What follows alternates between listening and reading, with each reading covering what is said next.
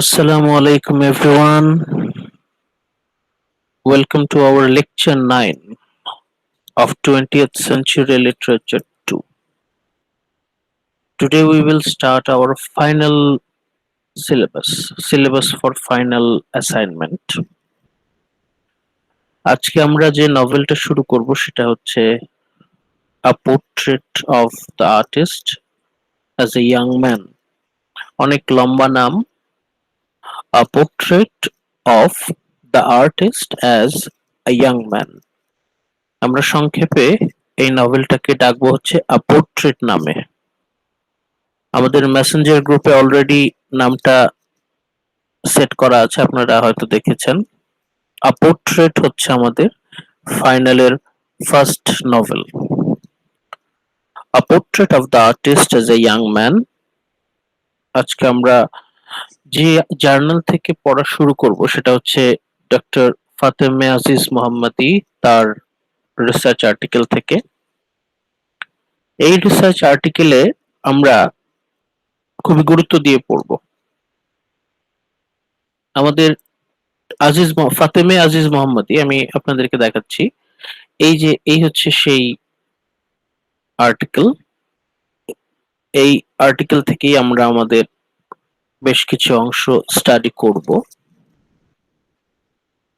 আজকে আমরা এই আর্টিকেলের ফার্স্ট হাফ, প্রথম অর্ধেক নিয়ে আলোচনা করব। এই জন্য আপনারা দেখছেন যে আমাদের ফার্স্ট স্লাইড সেটা লেখা আজিজ মোহাম্মদী 1। এই আর্টিকেলের ফার্স্ট হাফ থেকে আমরা আলোচনা করব। আজকে খুবই মানে একদম ইন্ট্রোডাক্টরি আলোচনা। আমরা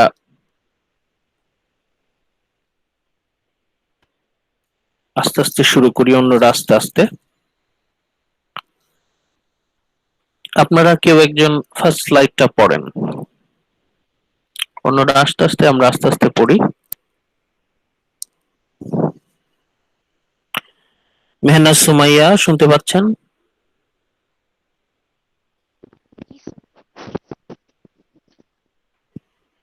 একটু পড়ার চেষ্টা করবেন first স্লাইডটা।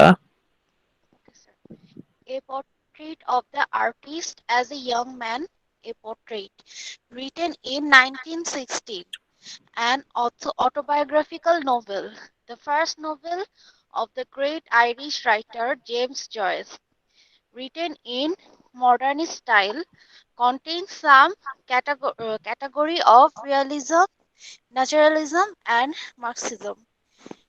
Relationship between the main protagonist, Stephen Dedalus, and the author James Joyce. Thank you very much. আমাদের ফার্স্ট স্লাইডে হচ্ছে একদম কিছু সাধারণ প্রাইমারি ইনফরমেশন আমাদের দেয়া আছে। আমরা এটার উপর ভিত্তি করে আজকে শুরু করব। আচ্ছা, এখন সেম স্লাইড আমরা আরেকজনের কাছ থেকে শুনি। তানজিনা আক্তার শুনতে পাচ্ছেন? তানজিনা আক্তার, আপনিও এই স্লাইডটা আরেকবার কষ্ট করে পড়েন। অ্যাবস্ট্রাক্ট।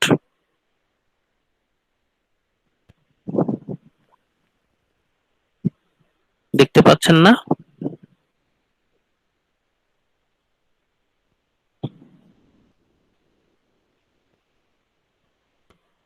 আপনার মনে হয় মাইক্রোফোনে প্রবলেম। আচ্ছা, থ্যাংক ইউ তানজিনা। আচ্ছা, কেয়া আক্তার শুনতে পাচ্ছেন? কেয়া? জি স্যার। হ্যাঁ, আপনি একটু রিডিং পড়েন, দেখি কি লেখা।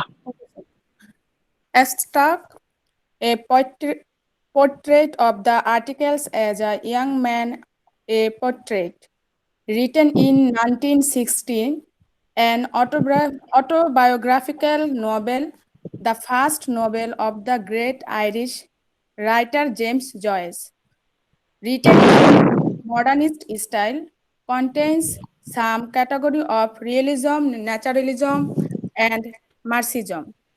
Relationship between the main protagonist Stephen Dedalus and the author James Joyce. Thank you very much. একটা জার্নালের, একটা আর্টিকেলের প্রথম যে প্যারাগ্রাফটা থাকে ওটা হচ্ছে আমাদের ব্রিফ আইডিয়া দেয় যে এই রিসার্চ আর্টিকেলে কি কি আছে। আজকে আমরা যে রিসার্চ আর্টিকেল থেকে পড়া শুরু করব, আমাদের সেই আর্টিকেলটা লিখেছেন হচ্ছে ডক্টর ফাতেমে আজিজ মোহাম্মদী, উনি from Department of English Literature, College of English, Iraq Science and Research Branch, Islamic Azad University, Iraq, Iran. ইরানের একজন লেকচারার উনি। উনার আর্টিকেলের অ্যাবস্ট্রাক্ট আমরা পড়ছি। এই আর্টিকেলের অ্যাবস্ট্রাক্ট থেকে আমরা কিছু ইনফরমেশন নিয়েছি, এটা থেকে আমরা শুরু করছি আস্তে আস্তে। তো আমাদের ফার্স্ট পয়েন্টটা হচ্ছে a portrait of the artist as a young man. এই হচ্ছে আমাদের নভেলের নাম, যে নভেল দিয়ে আমরা ফাইনাল শুরু করতে যাচ্ছি। নামটা যথেষ্ট বড়, portrait of the artist as a young man. সংক্ষেপে আমরা এটাকে আ পোর্ট্রেট বলে ডাকবো, আ পোর্ট্রেট। আ পোর্ট্রেট এটা কত সালে লেখা? রিটেন ইন 1916, 1916 সাল। 1916, 1916। এটা একটা অটোবায়োগ্রাফিক্যাল নভেল। অটোবায়োগ্রাফিক্যাল নভেল বলতে আমরা কি বুঝি? অটোবায়োগ্রাফি মানে হচ্ছে আত্মজীবনী, নিজের জীবনের কাহিনী নিজেই লেখা। সেই নিজের জীবনী নিজেই লেখা, সেটার উপর বেস করে যদি কেউ উপন্যাস লেখে, নভেল লেখে, তবে সেটাকে বলা হয় অটোবায়োগ্রাফিক্যাল নভেল। এর মানে হচ্ছে লেখক তার নিজের জীবনের উপর ভিত্তি করে একটি উপন্যাস লিখেছেন। এই উপন্যাসটা যদি আমরা ভালো করে পড়ি, তাহলে আমরা শুধুমাত্র ক্যারেক্টার গুলো সম্পর্কে জানতে পাবো তাই নয়, আমাদের যে লেখক, রাইটার জেমস জয়েস, নভেলিস্ট, তার জীবন সম্পর্কেও আমরা জানতে পারবো। এটা হচ্ছে একটা আত্মজীবনীমূলক উপন্যাস। Written in 1916, this is an autobiographical novel. The first novel of the great Irish writer James Joyce. এখন আমরা নাম পাচ্ছি, আমাদের নভেলিস্টের নাম পাচ্ছি, জেমস জয়েস। জেমস জয়েস, আমরা এই ভদ্রলোককে চিনি। আমরা ফার্স্ট সেমেস্টারে ইন্ট্রোডাকশন টু লিটারেচার ফিকশন যখন পড়েছি, তখন জেমস জয়েসের একটা ছোট গল্প আমরা পড়েছি, অ্যারাবি। আপনাদের মনে থাকার কথা, অ্যারাবি, জেমস জয়েস, অলরেডি এটা আমাদের পড়া আছে, ব্যক্তির একটা গল্প, ছোট গল্প। এই জেমস জয়েস উনার প্রথম নভেল, ফার্স্ট নভেল হচ্ছে আ পোর্ট্রেট। জেমস জয়েস উনার ফার্স্ট নভেল আ পোর্ট্রেট লিখলেন 1916 সালে, এবং a portrait is an autobiographical novel. এটা তার নিজের জীবনের উপর ভিত্তি করে, তার জীবনের বিশেষ কিছু ঘটনার উপর ভিত্তি করে লেখা একটা উপন্যাস। Written in modernist style. এই নভেলটার বিশেষত্ব কি? এই নভেলটার বিশেষত্ব হচ্ছে it is written in modernist style, আধুনিক রীতিতে লেখা, মডার্ন স্টাইলে লেখা। মডার্ন স্টাইলে লেখা মানে কি? আমরা কিভাবে বলতে পারি এটা মডার্ন স্টাইলে লেখা? কারণ এখানে আমরা কিছু পরিমাণে পাচ্ছি contains some category. Contains some category মানে হচ্ছে কিছু কিছু, পুরোপুরি না, কিছু কিছু অংশ আমরা পাই। Contains some category of realism, বাস্তবতাবাদ, realism, naturalism and Marxism. Realism, naturalism and Marxism, আমরা এই নভেলে এই তিনটা ইজম, রিয়েলিজম, ন্যাচারালিজম, মার্কসিজম, এই তিনটা ফিলসফি আমরা পাই আ পোর্ট্রেট নভেলে। এজন্য আমরা আ পোর্ট্রেট নভেলকে বলছি it is written in modern style. এখন ছোট করে যদি কোয়েশ্চেন আসে যে establish a portrait as a modern style, তখন আমরা এই ইনফরমেশনের উপর ভিত্তি করে আমরা কিন্তু ব্যাখ্যা করতে হবে। সেক্ষেত্রে আমরা রেফারেন্স দিব হচ্ছে আজিজ মোহাম্মদী, ফাতেমে আজিজ মোহাম্মদী। এই যে এই আর্টিকেলটা, আমরা এই আর্টিকেলটা থেকে পড়ছি। দেখেন এই আর্টিকেলের অ্যাবস্ট্রাক্টে দেখেন, এই যে সেকেন্ড লাইনে ফুল স্টপের পরে লেখা, it is written in modern style, contains some category of realism, naturalism, Marxism. মানে আমরা যদি কোনো শর্ট কোয়েশ্চেন আসে যে establish a portrait as a modern novel, তখন আমরা এইটাকে রেফারেন্স হিসেবে দিতে পারি আজিজ মোহাম্মদী। এরপর আমাদের মতো করে এটা ব্যাখ্যা করতে হবে যে এখানে কোথায় কোথায়, এই নভেলের কোথায় আমরা রিয়েলিজম পাই, ন্যাচারালিজম পাই, মার্কসিজম পাই। এটা পরবর্তীতে আমরা পড়তে পড়তে বের করে ফেলবো। আপাতত এটা আমাদের মাথায় রইলো যে আমরা, এমন একটা কোয়েশ্চেন আসতে পারে, a portrait as a modern novel. আমাদের লর্ড জিম যেমন আমরা বলেছিলাম Lord Jim is a modern novel. এটা প্রমাণ করতে গিয়ে আমরা দুইটা পয়েন্ট আলোচনা করেছিলাম, এখানেও আমরা আলোচনা করব a portrait as a modern novel. এই ইনফরমেশনের উপর ভিত্তি করে আমরা একটা শর্ট কোশ্চেন অ্যান্সার লিখতে পারি। এরপর এই স্লাইডের লাস্ট পয়েন্টটা, সেকেন্ড স্লাইডের last point, relationship between the main protagonist Stephen Dedalus and the author James Joyce. আমরা একটু আগে বললাম a portrait is an autobiographical novel. এই নভেলটা হচ্ছে একটা আত্মজীবনীমূলক উপন্যাস। জেমস জয়েস তার জীবনের উপর ভিত্তি করে লেখা, বেসড অন হিজ লাইফ। মানে এই নভেলে যতগুলো ঘটনার বর্ণনা আছে বেশিরভাগ বর্ণনাই হচ্ছে সত্য, সত্য ঘটনা অবলম্বনে। কার জীবন অবলম্বনে? জেমস জয়েস, আমাদের নভেলিস্ট, তার নিজস্ব জীবন অবলম্বনে। তাহলে অবশ্যই মূল যে ক্যারেক্টার, প্রধান চরিত্র স্টিফেন ডেডালাস, এই নভেলের মেইন ক্যারেক্টারের নাম হচ্ছে Stephen Dedalus. Stephen Dedalus, STE, Stephen, Stephen Dedalus, এই হচ্ছে আমাদের মেইন ক্যারেক্টার। আমাদের আ পোর্ট্রেট নভেলের প্রোটাগনিস্ট হচ্ছেন স্টিফেন ডেডালাস। এই স্টিফেন ডেডালাস আর কেউ নন, আমাদের রাইটার জেমস জয়েস নিজেই। জেমস জয়েস নিজেই স্টিফেন ডেডালাস। আমরা এই স্টিফেন ডেডালাস আর জেমস জয়েস এই দুইজনের মধ্যে রিলেশনশিপটা বের করব। আমরা এদের দুজনের মধ্যে মিল, সিমিলারিটিটা বের করার চেষ্টা করব। যদি আমরা সিমিলারিটি বের করতে পারি তাহলেই আমরা বলতে পারবো this is an autobiographical novel. মানে এটাও আমাদের একটা শর্ট কোশ্চেন আসতে পারে যে establish a portrait as an autobiographical novel. যদি আমরা এটা প্রমাণ করতে পারি যে এই নভেলের মেইন ক্যারেক্টার আর কেউ না, আমাদের জেমস জয়েস নিজেই। স্টিফেন ডেডালাস, জেমস জয়েস, দে আর সেম পারসন, দে আর প্র্যাকটিক্যালি লিটারালি সেম পারসন। তাই যদি আমরা প্রমাণ করতে পারি তাহলে আমরা অবশেষে বলতে পারি this is an autobiographical novel. তাহলে আমরা এই স্লাইডে কিন্তু দুটো শর্ট কোশ্চেন পাচ্ছি। একটা হচ্ছে establish a portrait as a modernist novel, একটা, আরেকটা হচ্ছে establish a portrait as an autobiographical novel. আমরা মডার্নিস্ট নভেল যদি প্রমাণ করতে চাই তাহলে আমাদেরকে অল্প কথায় বোঝাতে হবে কিভাবে এই নভেলে আমরা রিয়েলিজম পাই, ন্যাচারালিজম পাই এবং মার্কসিজম পাই। আর যদি কোয়েশ্চেন হয় establish a portrait as an autobiographical novel, তাহলে আমাদের এটা ব্যাখ্যা করতে হবে the relationship or similarity between Stephen Dedalus and James Joyce. এই নভেলের মূল চরিত্র স্টিফেন ডেডালাসের সাথে রাইটার জেমস জয়েসের মিলগুলো আমাদের আলোচনা করতে হবে।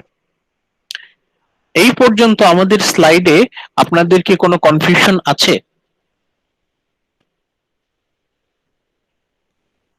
জান্নাতুল, কোনো কনফিউশন আছে? স্যার মাত্র তো জয়েন করে আছি, তো আমি দেখছি। আচ্ছা, আমরা যে যে বিষয়গুলো আলোচনা করলাম, আচ্ছা পায়েল তো ছিলেন, উম্মে সালেহা তো ছিলেন, আমরা এখানে এই স্লাইডে দুইটা কোশ্চেনের আলোচনা করলাম যে দুইটা কোশ্চেন আমাদের এই স্লাইড থেকে আসতে পারে। কি কি কোশ্চেন আসতে পারে একটু বলবেন? স্যার রিয়েলিজম, ন্যাচারালিজম, মার্কসিজম নিয়ে একটা কোশ্চেন আসতে পারে। যদি আমরা প্রমাণ করতে পারি যে এই নভেলে রিয়েলিজম, মার্কসিজম আছে, তাহলে ন্যাচারালিজম আছে, তাহলে কি বলতে পারি আমরা? তাহলে আমরা বলতে পারি এটা একটা মডার্ন নভেল।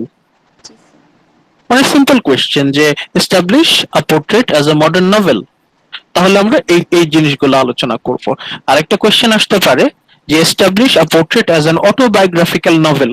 যদি কোয়েশ্চেন হয় যে এটা যে একটা আত্মজীবনীমূলক উপন্যাস, সেটা কিভাবে প্রমাণ করব বলতে পারবেন? যদি আমরা প্রমাণ করতে পারি যে স্টিফেন ডেডালাস মেইন ক্যারেক্টার, এই নভেলের মেইন ক্যারেক্টার, আর জেমস জয়েস দুজন একই ব্যক্তি, একই মানুষ, এদের মধ্যে যদি সম্পর্কটা বের করতে পারি।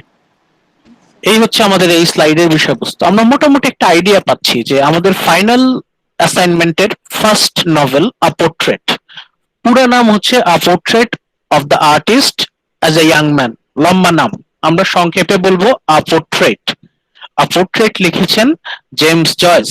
জেমস জয়েসকে আমরা চিনি, আমরা ফার্স্ট সেমেস্টারে ওনার একটা ছোট গল্প পড়েছিলাম অ্যারাবি। আমাদের ফাইনাল সেমিস্টারে এসে আমরা সেই জেমস জয়েসেরই একটা খুবই বিখ্যাত নভেল, এবং এটা এটা এটা অ্যাকচুয়ালি তার প্রথম নভেল, হিজ ফার্স্ট নভেল। 1916 সালে উনি তার প্রথম নভেল লিখেন। এই নভেলটা তার নিজের জীবনের উপর ভিত্তি করেই, based on his own life, সেই জন্য এটাকে আমরা বলছি অটোবায়োগ্রাফিক্যাল নভেল। এটা আরো ভাবে প্রতিষ্ঠিত করার জন্য আমরা তাদের মধ্যে সম্পর্কটা বের করব। আমাদের ওভারঅল আজকের ক্লাসের মূল অংশটাই হচ্ছে মূল চরিত্র স্টিফেন টেটালাস আর আমাদের রাইটার জেমস জয়েস, এই দুজনের মধ্যে মিল বের করা। এই হচ্ছে আমাদের আজকের লেকচারের মূল উদ্দেশ্য। আমরা থার্ড স্লাইডে যাই। ফরহান একটু পড়বেন?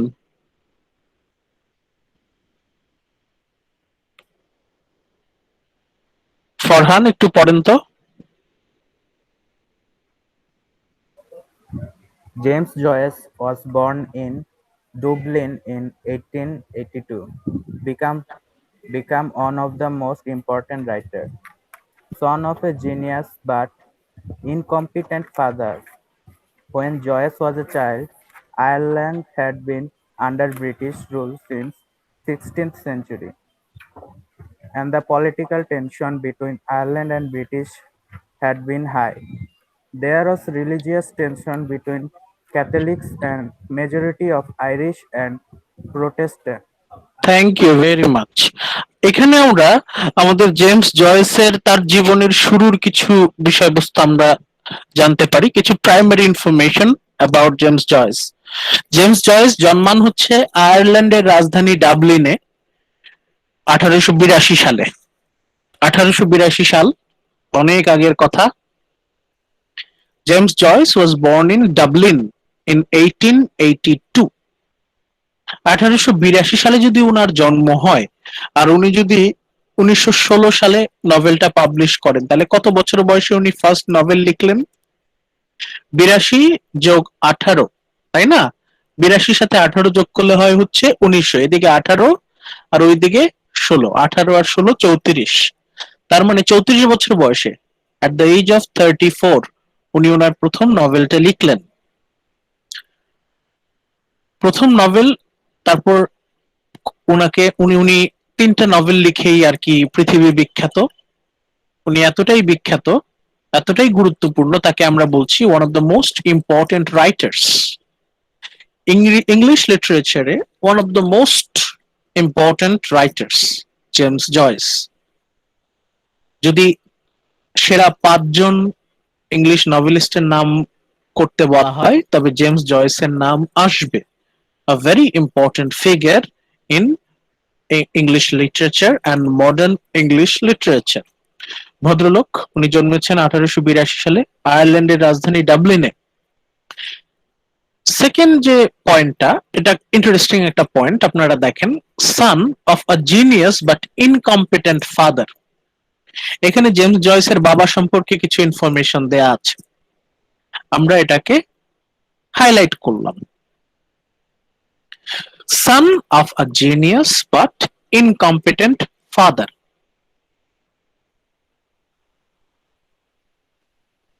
একটু অপেক্ষা করবেন, কোন একটা কারণে আর কি, হ্যাঁ চলে আসছে। Son of a genius but incompetent father,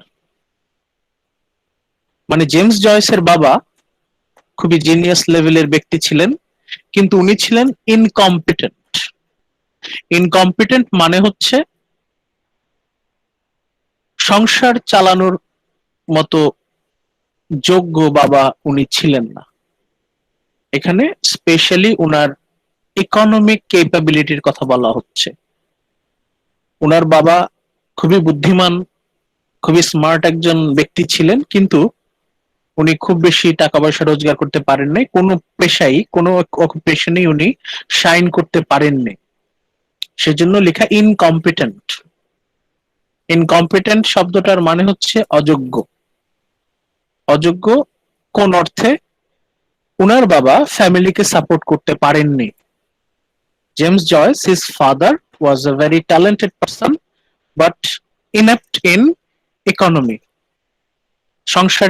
সংসারকে সাপোর্ট করতে পারেননি। তাহলে এখানে আমরা দেখতে পাচ্ছি জেমস জয়েস তার বাবার প্রতি একটা নেগেটিভ অ্যাটিটিউড, জেমস জয়েস তার বাবার প্রতি একটা নেগেটিভ অ্যাটিটিউড শুরু থেকে আমরা লক্ষ্য করি। এই এই লাইনটা মনে রাখবেন, James Joyce and his relationship with his father. James Joyce তার বাবার সাথে সম্পর্কটা কেমন ছিল? খুব বেশি মধুর ছিল না। বাবার সাথে তার সম্পর্কটা খুব বেশি মধুর ছিল না। বাবার সম্পর্কে ওনার রেসপেক্ট কম ছিল। এখানে এটা হচ্ছে জেমস জয়েসের নিজের কথা। জেমস জয়েস নিজেই তার বাবাকে বলতেন ইনকম্পিটেন্ট, অযোগ্য। তার মানে জেমস জয়েসের মতে তার বাবা একজন অযোগ্য বাবা। তাহলে আমরা বলতে পারি তাদের দুজনের সম্পর্ক ভালো ছিল না। অ্যাটলিস্ট জেমস জয়েসের পয়েন্ট অফ ভিউ থেকে তার বাবাকে তিনি যথেষ্ট সম্মান করতেন না। থার্ড স্লাইডে আসি। When Joyce was a child, Joyce যখন ছোট ছিলেন, Ireland had been under British rule since 16th century, 16ষোড়শ শতক থেকে, মানে বহু বছর ধরে আয়ারল্যান্ড কার আন্ডারে ছিল? ব্রিটিশদের আন্ডারে ছিল। জেমস জয়েস যখন আয়ারল্যান্ডে জন্মগ্রহণ করেন তখন কিন্তু সেটা স্বাধীন দেশ নয়, সেটা পরাধীন। কাদের আন্ডারে? ব্রিটিশদের আন্ডারে। So we find political tension between Ireland and Britain. জন্মেই দেখেন তার দেশ পলিটিক্যাল টেনশন, রাজনৈতিক উত্তেজনা। আয়ারল্যান্ড আর ব্রিটেন এই দুই দেশের মধ্যে বহু বছর ধরে রাজনৈতিক সংঘর্ষ লেগেই আছে, সিন্স 16th century। আর এটা আমরা বলছি 20th century, মানে অলমোস্ট 500 ইয়ার্স, 500 বছর ধরে আয়ারল্যান্ডের সাথে ইংল্যান্ড, ব্রিটেনের পলিটিক্যাল টেনশন চালু আছে। এবং উনি যখন জন্মগ্রহণ করেন, উনার দুর্ভাগ্য ওই সময় পলিটিক্যাল টেনশনটা সবচেয়ে বেশি। তার মানে উনি যখন বেড়ে উঠছেন, জেমস জয়েস যখন বেড়ে উঠছেন, তখন পলিটিক্স হচ্ছে খুবই গুরুত্বপূর্ণ একটা ইনফ্লুয়েন্স। জেমস জয়েস বেড়ে উঠছেন, উনার গ্রোয়িং আপে, উনার আপব্রিঙ্গিং এ পলিটিক্স হচ্ছে খুবই গুরুত্বপূর্ণ একটা উপাদান। এটা আপনারা নোট করে রাখতে পারেন। জেমস জয়েস আমরা যদি স্টাডি করি ওনার বেড়ে ওঠা, ওনার growth from childhood to maturity, তাহলে এখানে খুবই গুরুত্বপূর্ণ একটা উপাদান হচ্ছে পলিটিক্স। ফর এক্সাম্পল, আমাদের দেশে 1960s থেকে 1970s, এই যে দশকটা 1960 থেকে 1970, এই টাইমটা হচ্ছে আমাদের দেশের পাকিস্তানের সাথে পলিটিক্যাল টেনশন ছিল সবচেয়ে হাই। এই সময়ে যারা তরুণ সমাজ ছিল, যারা ইয়াং জেনারেশন, তাদের মধ্যে কিন্তু পলিটিক্স খুবই সেন্সিটিভ একটা আসনে আছে। মানে এদের গ্রোথ আপ, এদের বেড়ে ওঠায় পলিটিক্স, রাজনীতি একটা গুরুত্বপূর্ণ উপাদান। একইভাবে জেমস জয়েস যখন বেড়ে উঠছে, তার বেড়ে ওঠার সময়টাতে পলিটিক্যাল টেনশন খুবই হাই, এবং পলিটিক্স তার বেড়ে ওঠায় একটা গুরুত্বপূর্ণ উপাদান, গুরুত্বপূর্ণ প্রভাব বিস্তার করছে। সো এখান থেকে আমরা কি বলতে পারি? থার্ড স্লাইড থেকে আমরা বলতে পারি politics or political tension is a very significant influence in James Joyce's growing up. James Joyce যে বেড়ে উঠছে, তার এই বেড়ে ওঠার পেছনে খুবই গুরুত্বপূর্ণ একটা নিয়ামক, খুবই গুরুত্বপূর্ণ একটা উপাদান হচ্ছে, খুবই গুরুত্বপূর্ণ একটা উপাদান রাজনীতি। এই বিষয়টা কি ক্লিয়ার আপনাদের? Influence of politics. James Joyce জি, বড় স্যার। হচ্ছেন, তার বড় হওয়ার পেছনে এই যে আয়ারল্যান্ড আর ব্রিটেন, এই দুই দেশের মধ্যে পলিটিক্যাল ক্ল্যাশ, পলিটিক্স হচ্ছে তার বেড়ে ওঠার পেছনে খুবই গুরুত্বপূর্ণ একটা উপাদান। লাস্ট পয়েন্টটা দেখি। There was religious tension between Catholics and Protestant. ক্যাথলিকরা হচ্ছে দ্য মেজরিটি অফ আইরিশ, আয়ারল্যান্ডের বেশিরভাগ মানুষই হচ্ছে ক্যাথলিক্স, আর কিছু মানুষ সংখ্যালঘু তারা হচ্ছে প্রোটেস্ট্যান্ট। এই ক্যাথলিক্স আর প্রোটেস্ট্যান্ট এরা হচ্ছে খ্রিস্টান ধর্মের দুইটা ভাগ। আমাদের ইসলাম ধর্ম যেরকম আছে সুন্নি, শিয়া, কাদিয়ানি, আহলে হাদিস, ক্রিশ্চিয়ানিজমেও এরকম দুইটা ভাগ আছে, ক্যাথলিসিজম প্রোটেস্ট্যান্টিজম। ক্যাথলিক্স আর প্রোটেস্ট্যান্ট এই দুই দলের মধ্যে সবসময় ক্ল্যাশ লেগে থাকতো, এটা হচ্ছে রিলিজিয়াস টেনশন। মানে উনি যখন বড় হচ্ছেন, ওনার দুর্ভাগ্য ওই সময়ে পলিটিক্যাল টেনশনের সাথে সাথে আরেকটা খুবই গুরুত্বপূর্ণ ক্লাস, রিলিজিয়াস টেনশন। কাদের সাথে কাদের? ক্যাথলিক্সদের সাথে প্রোটেস্ট্যান্ট, প্রোটেস্ট্যান্টদের সাথে ক্যাথলিক্স। তার মানে উনার বেড়ে ওঠায়, জেমস জয়েসের বেড়ে ওঠায় আরেকটা গুরুত্বপূর্ণ উপাদান হচ্ছে রিলিজিয়ান, ধর্ম। Politics and religion, religion and politics. James Joyce আমাদের উপন্যাসিক, আমাদের নভেলিস্ট, উনি বড় হচ্ছেন।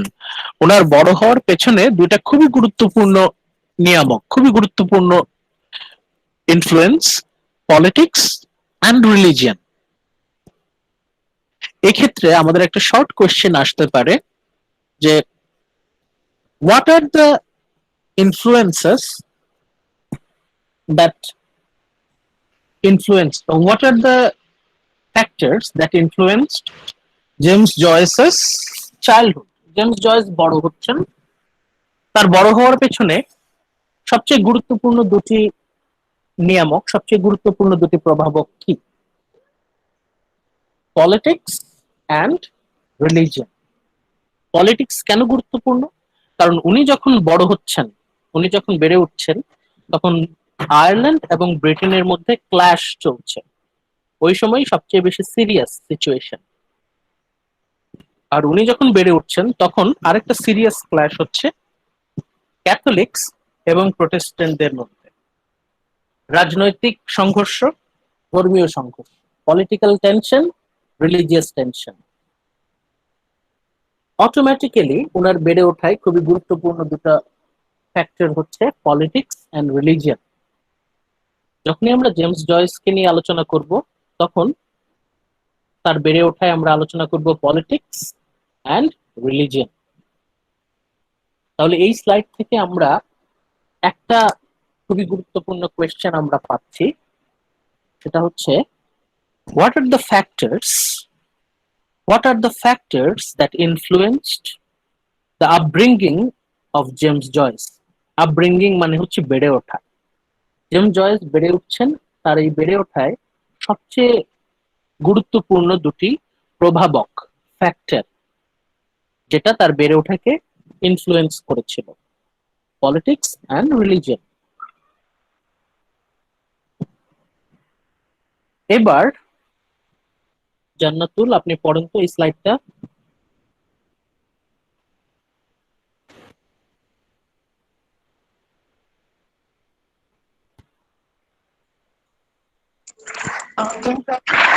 James Joyce's whole education from age 6 to 9 at Cromwell's Wood College and from as 11 to the age 16 at Belbridge College in Dublin was Catholic. পড়েন, পড়তে থাকেন। Fullটা পড়বো স্যার? হ্যাঁ, পুরোটাই Okay. পড়েন। As he studied in Cromwell's Wood College in his early youth, he was very religious, but in a year to his graduation from Belgrade, he began to reject his Catholic faith, and that's why he saw as involving in rebellion and exile. Joyce by written a series of stories which engraving with remarkable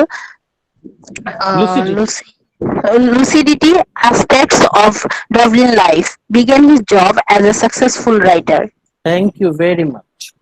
এখন আমরা জয়েসের early life সম্পর্কে, তার জীবনের শুরুর দিক সম্পর্কে একটু জানি। জেমস জয়েস তার জীবনের যে হোল এডুকেশন, প্রথম জীবনে আর্লি লাইফ, হোল এডুকেশন, এই যে আমরা নিচে আসি, ওয়াজ ক্যাথলিক। উনি যে শিক্ষা গ্রহণ করেছেন, ওনার প্রাথমিক শিক্ষা, মাধ্যমিক শিক্ষা পুরাটাই হচ্ছে ক্যাথলিক। মানে ওনার এডুকেশনের খুবই গুরুত্বপূর্ণ একটা অংশ হচ্ছে রিলিজিয়ন। মানে উনি রিলিজিয়নের মধ্য দিয়েই বড় হয়েছেন। উনি একদম জীবনের শুরু থেকে ম্যাচুরিটি পাওয়া পর্যন্ত he was protected by religion. James Joyce তার whole education from age 6 to 9, উনার 6 বছর বয়স থেকে 9 বছর বয়স, এটাকে আমাদের দেশে বলা হয় প্রাইমারি এডুকেশন, তাই না? ফ্রম এজ 6 টু এজ 9, 6 বছর বয়স থেকে 9 বছর বয়স, অ্যাট ক্লঙ্গোস উড কলেজ। এটা একটা বোর্ডিং স্কুল, এটা হচ্ছে স্ট্রিক্টলি ক্যাথলিক। আমাদের দেশে যেমন মাদ্রাসা, ওদের দেশে খ্রিস্টানদের মাদ্রাসা হচ্ছে ক্লঙ্গোস উড কলেজ। এটা জিসুইটদের, ক্যাথলিকদের খুবই স্ট্রিক্ট একটা এডুকেশনাল ইনস্টিটিউশন। এটা খুবই বিখ্যাত একটা বোর্ডিং স্কুল, স্ট্রিক্টলি ক্যাথলিক।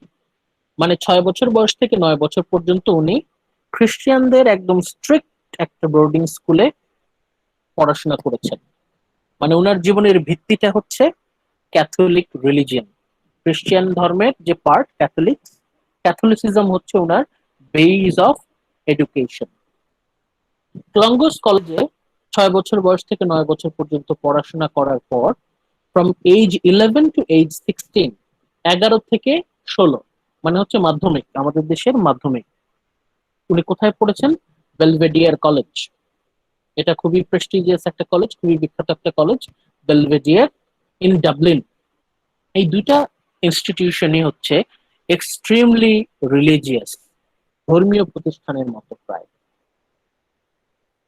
মানে ওনার যে হোল এডুকেশন, ওনার জীবনের যে প্রাইমারি অ্যান্ড সেকেন্ডারি এডুকেশন পুরোটাই হচ্ছে ক্যাথলিক। মানে কি, একদম ডিপলি ইনফ্লুয়েন্স বাই রিলিজিয়ান।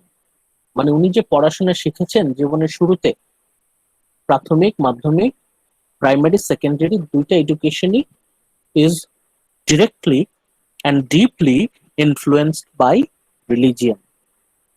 এই পর্যন্ত আমাদের কি কোনো কনফিউশন আছে? মানে আমরা বলছি জেমস জয়েস তার পুরো এডুকেশনটাই হচ্ছে religious dominant, Catholic religion based, whole education was Catholic. 6 থেকে 9 বছর বয়স পর্যন্ত ক্লঙ্গোস উড কলেজ, 11 থেকে 16 পর্যন্ত বেলভেডিয়ার কলেজ, ডাবলিনের বেলভেডিয়ার কলেজ। সেকেন্ড পয়েন্টে আমরা আসি। as he studied in Clongowes Wood college, উনি যখন 6 থেকে 9 বছর, তখন তো একদম ছোট, একেবারে বালক। ইন ক্লঙ্গোস উড কলেজ, উনি যখন ক্লঙ্গোস উড কলেজে পড়াশোনা করছেন, in his early youth he was very religious. মানে 6 থেকে 9 বছর বয়স পর্যন্ত, 6 বছর থেকে 9 বছর পর্যন্ত আমরা পাচ্ছি হি ওয়াজ ভেরি রিলিজিয়াস, খুবই ধার্মিক। মানে উনাকে যা শেখানো হয় উনি তাই পালন করেন।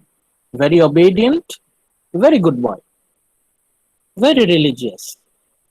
But in a year to his graduation from Belvedere, এই রিলিজিয়াসনেস, এই যে ধার্মিক মনোভাব, এটা কিন্তু একদম শেষ মুহূর্তে গিয়ে বাতিল হয়ে যায়। কিভাবে? উনি যখন a year to his graduation from Belvedere, পরবর্তীতে বেলভেডিয়ার কলেজ থেকে উনি গ্রাজুয়েশন করবেন, গ্রাজুয়েশন করার ঠিক 1 বছর আগে তার এত বছরের ধর্মীয় শিক্ষা, এত বছর ধরে, তার মানে আমরা কি বলতে পারি 6 বছর বয়স থেকে 15 বছর বয়স, 10 বছর, 10 ইয়ার্স উনি রিলিজিয়াস এডুকেশন পেলেন। 10 বছর পরেই উনি ওনার এত বছর ধরে শিখে আসা রিলিজিয়নকে উনি বাতিল করে দিলেন। গ্রাজুয়েশন করার ঠিক 1 বছর আগে হি রিজেক্টেড হিজ ক্যাথলিক ফেথ। এত বছর ধরে উনি কিন্তু ধর্মীয় প্রতিষ্ঠানে শিক্ষা গ্রহণ করেছেন, 6, 7, 8, 9, 10, 11, 12, 13, 14, 15, 10 বছর, 10 ইয়ার, 1 ডেকেড, 10 বছর ধরে উনার whole education is dominated by Catholicism, dominated by strict religion. খুবই কঠোরভাবে কিন্তু তার শিক্ষা নিয়ন্ত্রিত ধর্মের মাধ্যমে। কিন্তু 11 নম্বর বছর গিয়ে, in his 11th year of education, in the last year of his graduation, উনি কি করলেন? হি রিজেক্টেড হিজ ক্যাথলিক ফেথ। উনি এত বছর ধরে যে ধর্ম অনুযায়ী উনি পড়াশোনা করলেন সেটাকে তিনি বাতিল করে দিলেন। He rejected his Catholic faith, and that is why he saw as involving in rebellion and exile. এবং উনি ধর্মটাকে এত তীব্রভাবে বাতিল করে দিলেন যে তার মধ্যে আমরা রেবেলিয়ন, এক ধরনের বিদ্রোহ দেখতে পাই, এবং এক্সাইল, উনি নিজেকে অন্যদের থেকে একটু ইচ্ছা করে আলাদা করে ফেললেন। তাহলে এখানে আমরা দেখতে পাচ্ছি জেমস জয়েস ওনার লাইফের শুরুটা ছিল ডিপলি ইনফ্লুয়েন্সড বাই রিলিজিয়ন। 10 বছর, টানা 10 বছর হি ওয়াজ স্ট্রিক্টলি ক্যাথলিক। 11তম বছর, in 11th year, in the last year of his graduation, উনি কি করলেন? এতদিন ধরে শিখে আসা ধর্মকে বাতিল করে দিলেন। He rejected his Catholic faith. এবং ওনার মধ্যে আমরা রেবেলিয়ন এন্ড এক্সাইল দেখতে পাই, বিদ্রোহ দেখতে পাই। আর উনি নিজেকে অন্য দেশ থেকে একটু আলাদা করে ফেললেন। অতএব আমরা এখানে দেখতে পাচ্ছি জয়েসের জীবনে রিলিজিয়নের গুরুত্ব। 10 বছর ধরে Joyce was strictly religious. In his 11th year উনি পুরোপুরি ধর্মকে বাতিল করে দিলেন। উনি যতটাই ধার্মিক ছিলেন 15 বছর বয়স পর্যন্ত, আনটিল হিজ এজ 15, উনি যতটাই রিলিজিয়াস ছিলেন, 16-এ এসে তিনি ততটাই ধর্ম বিরোধী হয়ে গেলেন। He totally rejected his Catholic faith. পুরো 180 ডিগ্রি টার্ন। সো আমরা আসি আমাদের লাস্ট পয়েন্টে। Joyce by writing a series of stories, Joyce এই ধর্মকে বাতিল করে দেওয়ার পর উনি যখন ইউনিভার্সিটিতে ভর্তি হন, when Joyce was in universities, he involved in writing a series of stories. উনি প্রচুর পরিমাণে ছোট গল্প লেখা শুরু করলেন, which engraving with remarkable lucidity aspects of Dublin life. আয়ারল্যান্ডের রাজধানী ডাবলিন, সেই ডাবলিনের সাধারণ মানুষের জীবনযাপন নিয়ে উনি ছোট গল্প লেখা শুরু করলেন। আমরা আমাদের অনার্সের ফার্স্ট সেমেস্টারে পড়লাম অ্যারাবি, জেমস জয়েসের ছোট গল্প অ্যারাবি। সেই অ্যারাবিতে আমরা কিন্তু ডাবলিন লাইফ, ডাবলিনের জীবনটা কেমন তার একটা সুন্দর চমৎকার বর্ণনা পাই। জয়েস উনি সিরিয়াসলি লেখা শুরু করলেন। প্রথমে উনি ছিলেন শর্ট স্টোরি রাইটার, এবং ওনার যে শর্ট স্টোরি কালেকশন ডাবলিন, এটা এখন পর্যন্ত one of the best collections. এবং এর মাধ্যমে তিনি কি শুরু করলেন? He began his job as a successful writer. উনি ছোট গল্প দিয়ে, short story based on Dublin life, ছোট গল্প দিয়ে উনি ওনার ক্যারিয়ার, রাইটিং ক্যারিয়ার শুরু করলেন। তাহলে আমরা এই স্লাইডে আমরা কি কোয়েশ্চেন পাচ্ছি? এই স্লাইড থেকে আমরা পাচ্ছি ফার্স্ট 2 পয়েন্ট। এখান থেকে আমরা পাচ্ছি জয়েসের জীবনে ধর্মের অবদান, religious influence in Joyce's early life, উনি কিভাবে ধর্ম দ্বারা প্রভাবিত ছিলেন। আর the beginning of James Joyce's career, James Joyce তার রাইটিং ক্যারিয়ার কিভাবে শুরু করলেন। যদি কোয়েশ্চেন হয় what are the influence that religion put in James Joyce's early life, James জয়েসের শুরুর দিককার জীবনে ধর্মের প্রভাব কি, তখন আমরা এই ফার্স্ট 2 পয়েন্ট এটাকে আমরা এলাবোরেটলি আলোচনা করব। রেফারেন্স হিসেবে আমরা দিব হচ্ছে আজিজ মোহাম্মদী। আপনারা মনে রাখবেন আমরা যে স্লাইড পড়ছি এটা কিন্তু বেসড অন এই যে এই আর্টিকেলটা, স্টাডি অফ স্টিফেন ডেডালাস, এইটারই দেখবেন এই যে ইন্ট্রোডাকশনে আমরা পড়াশোনা করছি, এই যে কলেজ, মানে আমরা রেফারেন্স হিসেবে দেব হচ্ছে আজিজ মোহাম্মদী, আর আমাদের এক্সপ্লেনেশনটা হবে আমাদের নিজের। Reference Aziz Mohammad, explanation our own.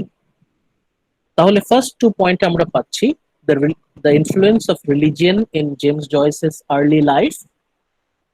এরপর আমরা পাচ্ছি how did James Joyce start his writing career, উনি ওনার রাইটিং ক্যারিয়ার কিভাবে শুরু করলেন? By writing a series of short stories। সেই ছোট ছোট গল্পের বিষয়বস্তু কি ছিল? Dublin life. উনি চমৎকার ভাবে আয়ারল্যান্ডের রাজধানী ডাবলিন, তার জীবন কেমন তার বর্ণনা দিয়েছেন। Sir, হ্যাঁ বল। যেহেতু James Joyce, he was very religious, but suddenly why he reject his Catholic faith? এটা আমাদের আসছে, পরে আসছে, একটু ধৈর্য ধরেন। এটাই তো টুইস্ট, Okay, যে একটা মানুষ সে এত ধার্মিক, যে কি হলো সে পুরোপুরি পাল্টে গেল, এটা আসছে। okay.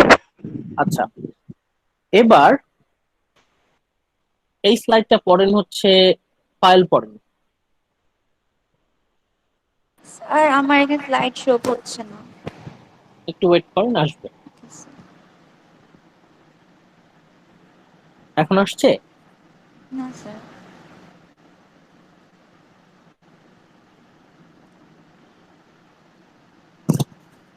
আনিকা, আপনার আপনার ওখানে স্লাইড শো করছে? Yes, sir.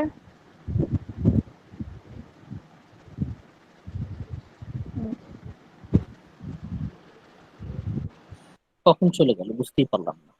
আচ্ছা, Sir, এখন আসছে। দেখানোর কথা। পড়েন। Joy's decision. Like Stephen, his fictional hero, Joyce in his youth felt restrained by the pressures of religion and politics, and limited and spare interest which surrounded him in Ireland during the 19th century. Because of the restricted atmosphere in 1904, at age 22, unfortunately, he left his family and the Roman Catholic Church of Dublin, which he was interested during his childhood for becoming a great writer to Europe. Thank you. তাহলে এই স্লাইডে আমরা দেখতে পাই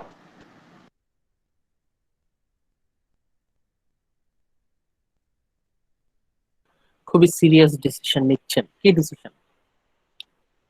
like Stephen, মানে আমাদের নভেলের যে main character, আ portrait নভেলের যে main character Stephen, তার মতোই হিজ ফিকশনাল হিরো, মানে এখানে আমাদের একটা টাচ আছে যে আসলে দুজনের মধ্যে অনেক মিল আমরা পাবো। স্টিফেনের মতোই James Joyce in his youth, উনি যখন ছোট ছিলেন, উনি যখন বেড়ে উঠছেন, in his young age, he felt restrained by pressures of religion and politics. উনি যখন বেড়ে উঠছেন তখন মানুষের সামনে দুটো খুবই পপুলার অপশন ছিল। নাম্বার 1 রাজনীতিতে যোগ দেয়া, নাম্বার 2 ধর্মকর্মে যোগ দেয়া। রিলিজিয়ন এন্ড পলিটিক্স ওই সময় দুটি খুব প্রফিটেবল ক্যারিয়ার ছিল, কিন্তু রিলিজিয়ন এন্ড পলিটিক্স এই দুইটাই হচ্ছে খুবই সীমাবদ্ধ এবং মানুষকে সাইকোলজিক্যালি এবং ইন্টেলেকচুয়ালি অনেক প্রেসার দিত। মানুষ যা ইচ্ছা তাই বলতে পারতো না, তার মন যা চায় তাই বলতে পারতো না, সে মন মতো ইচ্ছা মতো কোনো কাজই করতে পারতো না। হয় ধর্ম বাধা দিত অথবা রাজনীতি এসে বাধা দিত। জেমস জয়েস যখনই উনি উনার লেখালেখি শুরু করলেন, রাইটিং শুরু করলেন, তখন উনি দেখলেন কি উনি চাইলেই যা ইচ্ছা তাই লিখতে পারছেন না, হয় ধর্ম এসে বাধা দিচ্ছে অথবা রাজনীতি এসে বাধা দিচ্ছে। এই যে রাজনীতি এবং ধর্ম, এই দুইটা তার কাছে জেলখানার মতো মনে হতে লাগলো। রেস্ট্রেইনড বাই দ্য প্রেশার, এই দুটো হচ্ছে শেকলের মতো তাকে বেঁধে ফেলতে চাইলো। Restrained by the pressure of religion and politics. যখনই উনি লেখালেখি শুরু করলেন, উনি দেখলেন যে যতদিন পর্যন্ত উনি ধর্ম এবং রাজনীতি এই দুইটার কাছে বন্দী, ততদিন পর্যন্ত উনি যা স্বাধীনভাবে লেখালেখি করতে পারবেন না। He felt restrained by the pressure of religion and politics. একজন রাইটারের কাছে, একজন ইন্ডিপেন্ডেন্ট ফ্রি রাইটারের কাছে রিলিজিয়ন এন্ড পলিটিক্স এগুলো জেলখানার মতো, শেকলের মতো। And limited and spare interest which surrounded him in Ireland during 19th century. উনি যখন বড় হচ্ছেন, উনার জন্ম হচ্ছে 1882 থেকে 1899, এই 17 বছর। মানে আমরা তার হচ্ছে ওই যে একটাকে বললাম না যে তার যে 16 ইয়ার্স অফ স্টাডি,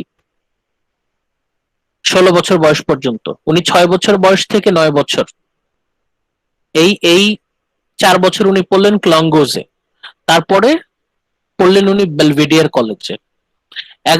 6 থেকে 16 এই টাইমটাই তার যে এডুকেশন, পড়াশোনা করতে করতে উনি খেয়াল করলেন যে ওই সময় তার দেশে আসলে সুযোগ খুব বেশি নাই, ভেরি লিমিটেড অপরচুনিটি।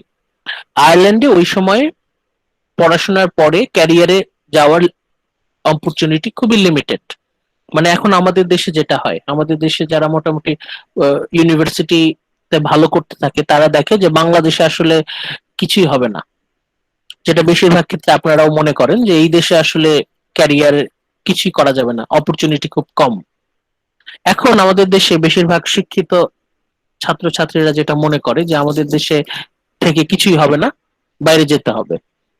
সেই একইভাবে জেমস জয়েসের মধ্যেও একটা মনোভাব আসলো যে এই আয়ারল্যান্ডে থেকে কিছু হবে না, স্পেশালি ওই 1882 থেকে 1899 এই টাইমটা। উনি দেখলেন যে opportunities are very limited and spare, মানে খুবই স্বল্প, খুবই লিমিটেড। হয় পলিটিক্স জয়েন করতে হবে অথবা রিলিজনে জয়েন করতে হবে। দেখেন আমাদের দেশের সাথে ওই সময়কার আয়ারল্যান্ডের কত চমৎকার মিল। জেমস জয়েস যেমন দেখতে পাচ্ছেন যে হয় পলিটিক্সে জয়েন করলে জীবনে শাইন করতে পারবে অথবা রিলিজিয়ন জয়েন করলে জীবনে শাইন করতে পারবে। খুবই প্রফিটেবল দুটো ক্যারিয়ার। আমাদের দেশেও এখনো তো তাই। রিলিজিয়ন একটা সেফ ক্যারিয়ার, আর একটা হচ্ছে politics safe career. James Joyce দেখলেন ওই সময় আয়ারল্যান্ডে অপরচুনিটি হচ্ছে খুবই সীমিত, very limited and very spare. মানে আয়ারল্যান্ডে থেকে, এটা জেমস জয়েসের একটা সিদ্ধান্ত যে ওই দেশে থেকে সে কিছুই করতে পারবে না, সে রাইটার হতে চায়। জেমস জয়েসের ইচ্ছা হচ্ছে একজন বড় লেখক হওয়া। জেমস জয়েস বুঝতে পারলেন যে এই দেশে থেকে উনি বড় লেখক, গ্রেট রাইটার হতে পারবেন না, কারণ he is always feeling restrained by the pressure of religion and politics. এমন ভাবে ধর্ম আর রাজনীতি তাকে পরাধীন করে রেখেছে যে তার পক্ষে স্বাধীনভাবে কোনো কিছু লেখা, রাইটিং প্র্যাকটিস করা সম্ভব না। উনার দম বন্ধ হয়ে আসতে লাগলো। জেমস জয়েস দেখলেন যে এই দেশে তার কোনো উন্নতি হবে না, তার ক্যারিয়ারের জন্য এই দেশ মোটেও উপযোগী না। অতএব তিনি একটা সিদ্ধান্ত নিলেন। জেমস জয়েস কি সিদ্ধান্ত নিলেন? Because of the restricted atmosphere, আয়ারল্যান্ডের অবস্থাটা খুবই restricted, fully dominated by either politics and religion. রাজনীতি আর ধর্ম এই দুইটা দ্বারা কমপ্লিটলি ডমিনেটেড, এবং অ্যাটমসফিয়ার হচ্ছে রেস্ট্রিক্টেড, খুবই রেস্ট্রিক্টেড অ্যাটমসফিয়ার। মানে মানুষ যা চায় চাইলেই তা করতে পারে না। এখন এরকম দমবন্ধ পরিবেশে তো একজন লেখক বেড়ে উঠতে পারে না। তাহলে জেমস জয়েস কি সিদ্ধান্ত নিলেন? ইন 1904 সালে, অ্যাট দ্য এজ অফ 22, মাত্র 22 বছর বয়সে, ওনার জন্ম কিন্তু 1882, 1904 মানে একদম 22 বছর বয়সে, unfortunately he left his family and the Roman Catholic church. উনি শুধুমাত্র ধর্ম ছাড়লেন তাই না, একই সাথে উনি ওনার ফ্যামিলিকেও ছেড়ে দিলেন। কেন ফ্যামিলিকে ছাড়লেন? কেউ কি আন্দাজ করতে পারবেন কেন উনি ফ্যামিলি ছেড়ে দিলেন? হি লেফট হিজ ফ্যামিলি, আন্দাজ করেন তো। ক্যাথলিক ফেথ ছিল তো, সেই কারণে ওর ফ্যামিলি তো ফুল ক্যাথলিক ফেথের ছিল না। ভেরি গুড, তো যে ভেরি গুড। জেমস জয়েসের মা, উনি ছিলেন স্ট্রিক্ট ক্যাথলিক, একদম গোড়া ধার্মিক। আর জেমস জয়েসের বাবা ছিলেন খুবই চালু রাজনীতিবিদ, মানে খুবই খুবই স্মার্ট পলিটিশিয়ান। মানে ওনার মা হচ্ছে একদম ডিপলি রিলিজিয়াস, আর ওর বাবা হচ্ছে ডিপলি পলিটিশিয়ান। মানে ওই রকম ফ্যামিলিতে আসলে বেড়ে ওঠার মতো জেমস জয়েস ভরসা পান নাই। এই জন্য এই ফ্যামিলিটা তার কাছে মনে হতে লাগলো toxic family, and it is impossible to grow as a writer, as a free spirited, free thinking writer. এই জন্য উনি ওনার ফ্যামিলিকে ত্যাগ করলেন। He left his family. 22 বছর বয়সে, মাত্র 22 বছর বয়সে উনি ওনার ফ্যামিলি ছেড়ে চলে গেলেন, এবং একই সাথে he left Roman Catholic church of Dublin. উনি ওনার ধর্মকেও ত্যাগ করলেন, উনি ওনার পরিবারকেও ত্যাগ করলেন, ধর্মকেও ত্যাগ করলেন। পরিবারকে ত্যাগ করলেন কারণ এই পরিবার হচ্ছে একটা miniature version of government, both dominated by religion and politics. তার ফ্যামিলি যে হেড দুইজন, মা, এখন বাবা, আমরা অলরেডি জানি ওর বাবা হচ্ছে খুব বেশি মানে টাকা পয়সা রোজগার করতে পারতো না, পলিটিক্সে তার ঝোঁক বেশি ছিল, খুবই বড় বড় কথা বলতে পারতো, very smart, very talented, a genius person, কিন্তু কাজের বেলায় সে কিছুই করতে পারতো না। মানে Jack of all trades, master of none. এর বাবা মানে সে অনেক বড় বড় কথা বলতে পারতো, very good in politics, but সংসার চালানোর মতো তার যথেষ্ট স্কিল ছিল না। সেই হিসাবে তার ফ্যামিলিতে মা ছিল dominant, mother was the main provider of economy, আর মা ছিল ডিপলি রিলিজিয়াস। সেই ক্ষেত্রে তার ফ্যামিলিতে রিলিজিয়ন এন্ড পলিটিক্স এই দুইটা থেকে মুক্তি পাওয়ার কোনো উপায় ছিল না। পুরোপুরি স্বাধীন হওয়ার জন্য, mentally to achieve mental freedom, মানসিকভাবে স্বাধীন হওয়ার জন্য জেমস জয়েস মাত্র 22 বছর বয়সে ওনার পরিবারকে ছাড়লেন। He left his family and Roman Catholic church, এবং ধর্মকেও ছেড়ে দিলেন। মানে পলিটিক্স, রিলিজিয়ন দুইটাকেই তিনি তীব্র ঘৃণা ভরে প্রত্যাখ্যান করলেন। মানে উনি রিলিজনকেও পছন্দ করছেন না, পলিটিক্সকেও পছন্দ করছেন না। তার মতে এই দুইটা হচ্ছে জেলখানা, কয়েদখানা। যে মানুষ dominated by religion, most of the time he cannot think freely, উনি স্বাধীনভাবে চিন্তা করতে পারেন না। The person who is dominated by politics, he cannot think freely, he cannot express his feelings freely. Joyce যেহেতু রাইটার হতে চান, এই যে দেখেন শেষ লাইনে লেখা আছে, for becoming a great writer. James জয়েসের জীবনে একটাই স্বপ্ন, একটাই আশা, একটাই প্রত্যাশা, সেটা হচ্ছে জেমস জয়েস বড় হয়ে একজন বড় লেখক হবেন। James Joyce wants to be a great writer. উনি একজন বড় লেখক হতে চান।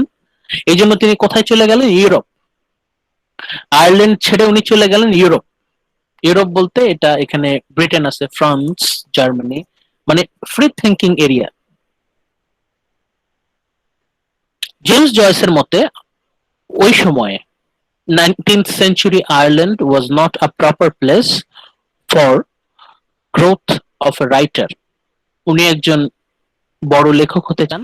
He wants to become a free-spirited, independent writer, a great writer.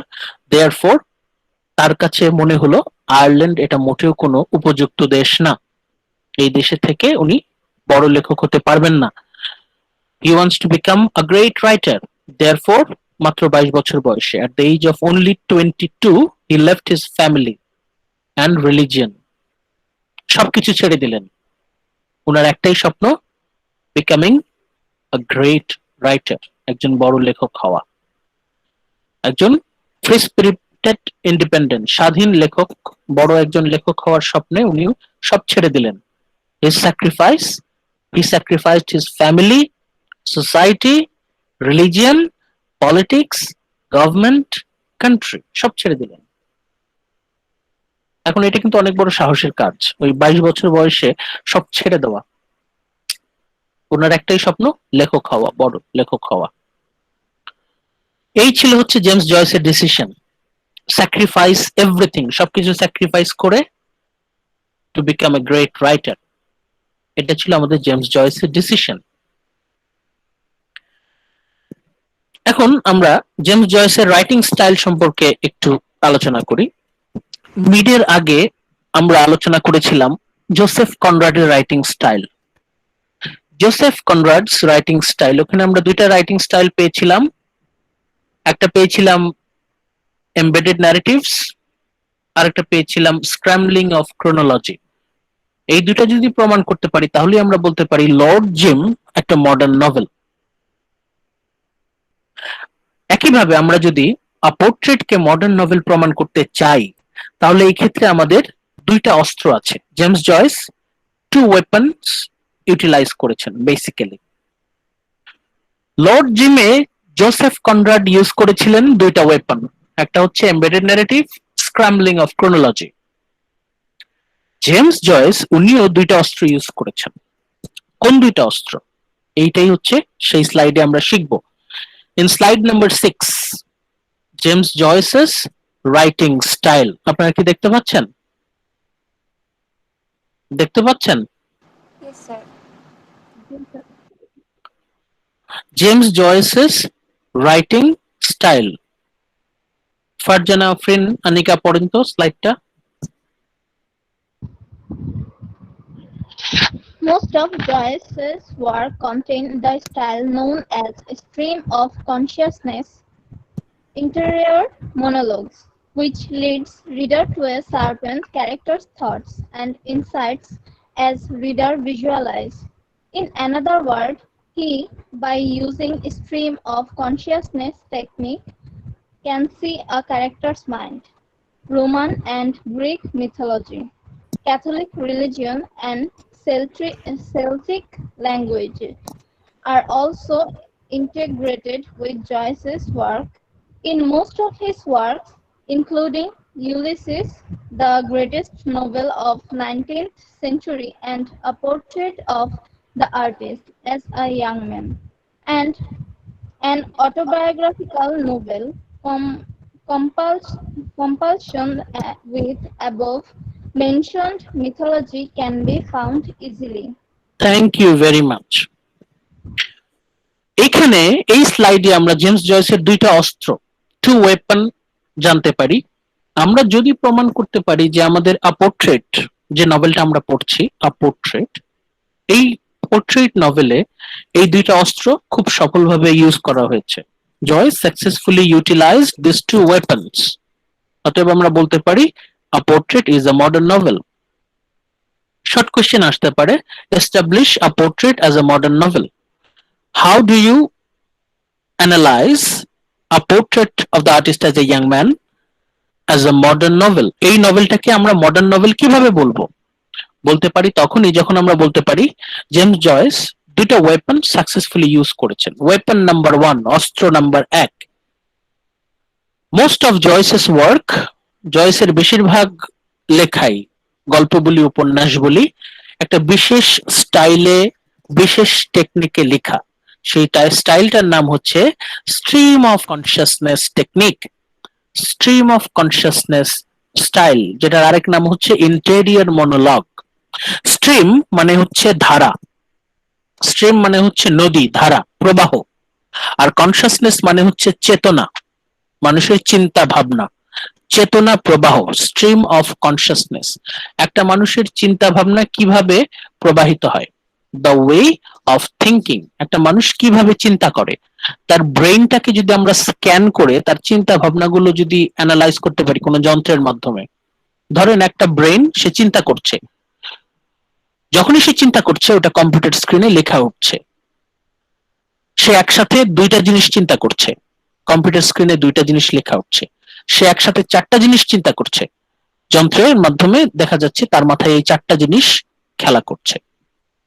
James Joyce এই বিশেষ টেকনিক ইউজ করে দেখালেন যে it is possible to visualize a character's thoughts and insights.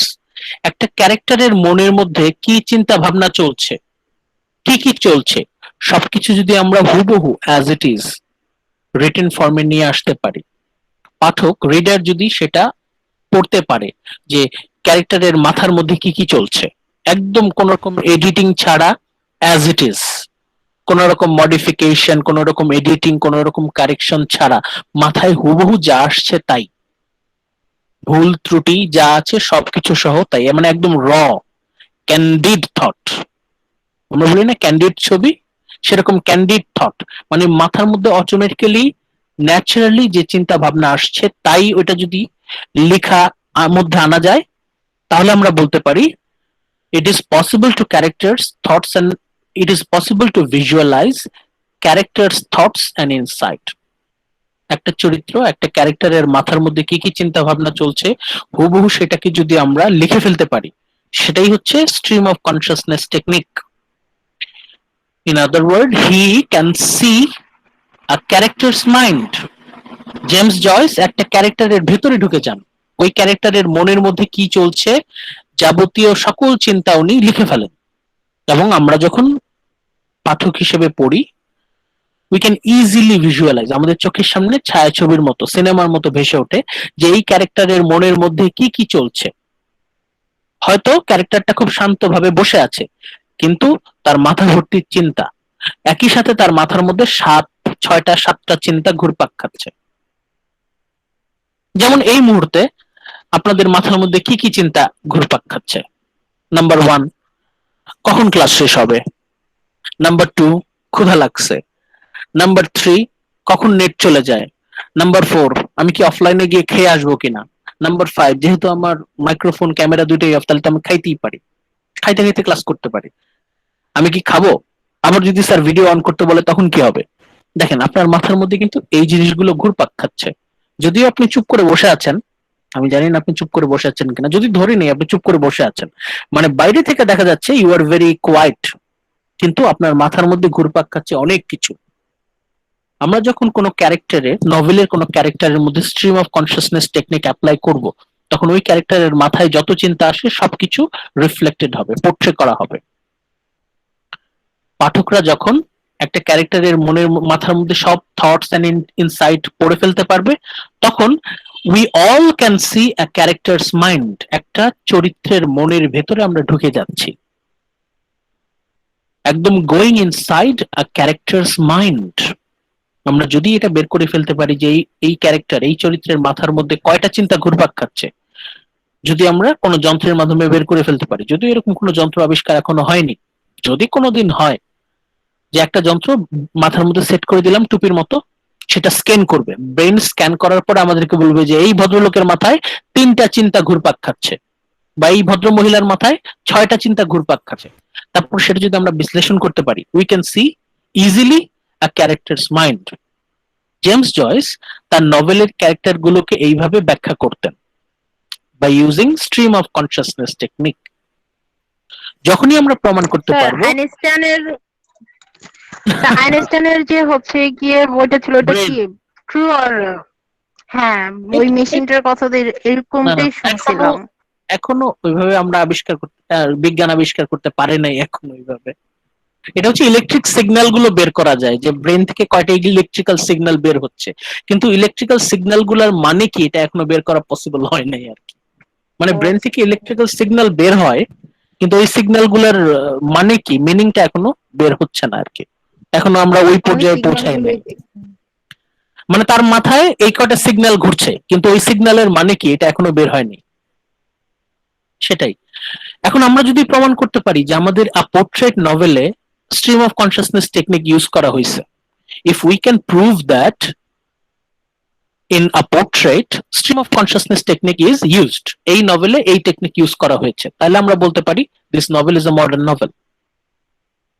James Joyce এই টেকনিকের মাধ্যমে প্রতিটা ক্যারেক্টারের ভেতরে ঢুকে যান, ওর মাথার মধ্যে কি চলছে সবকিছু আমাদের সামনে তুলে ধরেন, চমৎকার ভাবে পোর্ট্রে করেন। এটাই হচ্ছে অস্ত্র নাম্বার 1, ওয়েপন নাম্বার 1। সেটা কি? Stream of consciousness technique, interior monologue technique. Weapon number 2, Roman and Greek mythology, Catholic religion and Celtic language. আমরা ফোকাস করব মিথোলজি, গ্রিক মিথোলজি, রূপকথা, গ্রিক রূপকথা। ওনার লেখায়, ওনার প্রতিটা উপন্যাসে, প্রতিটা গল্পে আমরা গ্রিক রোমান রূপকথার ইনফ্লুয়েন্স পাই। মানে ওনার সব লেখাই, এই যে এখানে লেখা আছে যে Roman and Greek mythology, Catholic religion and Celtic language are also integrated with Joyce's work. মানে জয়েসের বেশিরভাগ গল্পে বা উপন্যাসে আমরা এই মিথোলজি, গ্রিক বা রোমান মিথোলজির উপাদান পাই। In most of his work, including ইউলিসিসকে বলা হয় জেমস জয়েসের জীবনের সর্বশ্রেষ্ঠ উপন্যাস, এবং the greatest novel of 19th century, গত শতাব্দীর সর্বশ্রেষ্ঠ উপন্যাস। গত শতাব্দীর সর্বশ্রেষ্ঠ উপন্যাস হচ্ছে বলা হয় ইউলিসিসকে, Ulysses the greatest 19th century English novel. এখানে উনি মিথোলজি ইউজ করেছেন, শুধু তাই না, তার জীবনের যে প্রথম উপন্যাস যেটা আমরা এই ফাইনালের জন্য পড়ছি, a portrait of the artist as a young man, an autobiographical novel, এটা অলরেডি আমরা কিছু কিছু প্রমাণ করে ফেলেছি। Compulsion with above mentioned mythology can be found easily, এই নভেলেও আমরা মিথোলজি উপাদান পাই, ইনফ্লুয়েন্স অফ মিথোলজি। কিন্তু উনি মিথোলজিকে এমন ভাবে ইউজ করেছেন in a very modern way, এমন ভাবে উনি গ্রিক মিথোলজিকে অ্যাপ্লাই করেছেন, it is rendered in a modern way. উনি খুবই মডার্ন স্টাইলে মিথোলজিটাকে অ্যাপ্লাই করেছেন। এই হচ্ছে জেমস জয়েসের রাইটিং স্টাইল। এর মধ্যে আমরা যদি এইটাই প্রমাণ করতে পারি যে জেমস জয়েস আমাদের উপন্যাসে আ পোর্ট্রেটে stream of consciousness technique use করেছেন, তাহলে আমরা বলতে পারি this is a modern novel. আর যদি কোশ্চেন আসে অ্যাবাউট জয়েসেস রাইটিং স্টাইল, তাহলে আমরা দুইটা ওয়েপনের কথা বিশেষ করে উল্লেখ করব, স্ট্রিম অফ কনসিয়াসনেস টেকনিক আর হচ্ছে element of mythology, Greek Roman মিথোলজির এলিমেন্ট। উনি প্রচুর পরিমাণে গ্রিক রোমান মিথ থেকে ইনফরমেশন ইন্টিগ্রেট করেন। So stream of consciousness technique weapon number 1, Roman and Greek mythology weapon number 2। এই দুই হচ্ছে জেমস জয়েসের রাইটিং স্টাইল। জোসেফ কনরাডের রাইটিং স্টাইল কি ছিল? Scrambling of chronology, embedded narrative, and scrambling of chronology. James জয়েসের writing style কি? Stream of consciousness technique, use of Roman and Greek mythology, এই হচ্ছে জয়েসের রাইটিং স্টাইল। জেমস জয়েসের রাইটিং স্টাইল বলতে এই দুটো আমরা আপাতত ফোকাস করছি। এখন আমরা খুবই সংক্ষেপে আমরা পোর্ট্রেট, আমাদের এই নভেলে কি ঘটনা ঘটে খুবই সংক্ষেপে আমরা কাহিনীটা জানবো। Very brief summary. A portrait of the artist as a young man is a story about the formation of a person, Bildungsroman, Stephen Dedalus, from his childhood to youth. আমাদের এই নভেলটা A Portrait, এই নভেলটা, this is a story about formation of a person, একটা মানুষ কিভাবে বেড়ে ওঠে, from childhood to adulthood, from infancy to maturity, একটা মানুষ কিভাবে বেড়ে ওঠে, কিভাবে একটা মানুষের মধ্যে ম্যাচুরিটি আসে, সেইটারই গল্প হচ্ছে A Portrait। এখানে আমরা বোল্ড করা পার্টটা যদি লিখি তাহলে কি হবে? A story about formation of a person। যখনই কোন একটা নভেলে প্রধান ক্যারেক্টার তার ম্যাচুরিটি দেখানো হয়, সে কিভাবে ডেভেলপড হচ্ছে, ক্যারেক্টারটা কিভাবে ম্যাচিউরড হচ্ছে, ডেভেলপড হচ্ছে, তখন সেই নভেলটাকে বলা হয় বিল্ডাংসরোমান। BILDUNGSROMAN,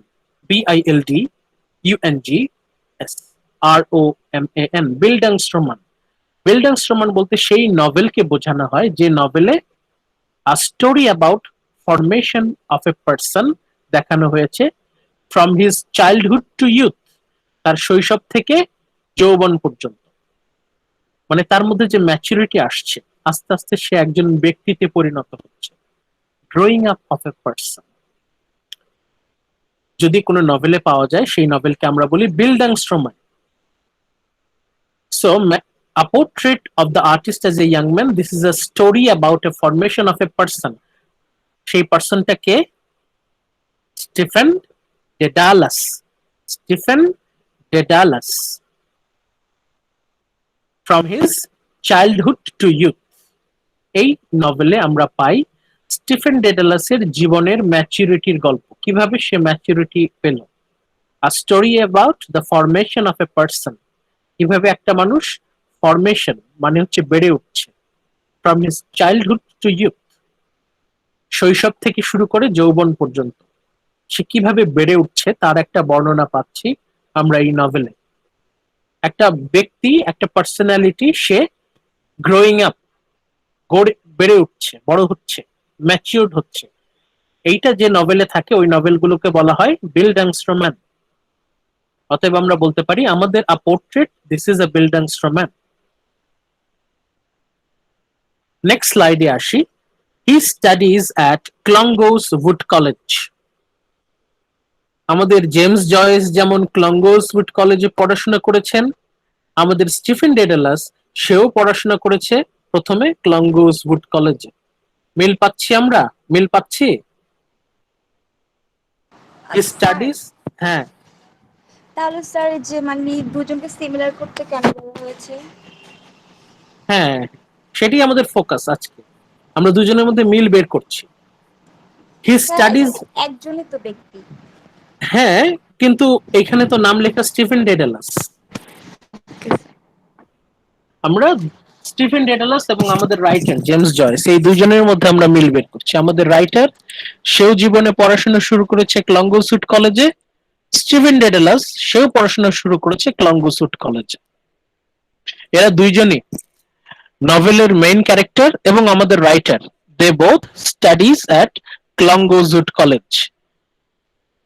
এরা যখন ক্লঙ্গোস উড কলেজে পড়াশোনা করছে, finds it hard to integrate with others, তারা দুজনই যথেষ্ট সাফার করলেন টু ইন্টিগ্রেট উইথ আদার্স, ওরা চাইলেই অন্যদের সাথে নিজেদের মতো করে মিশতে পারছেন না।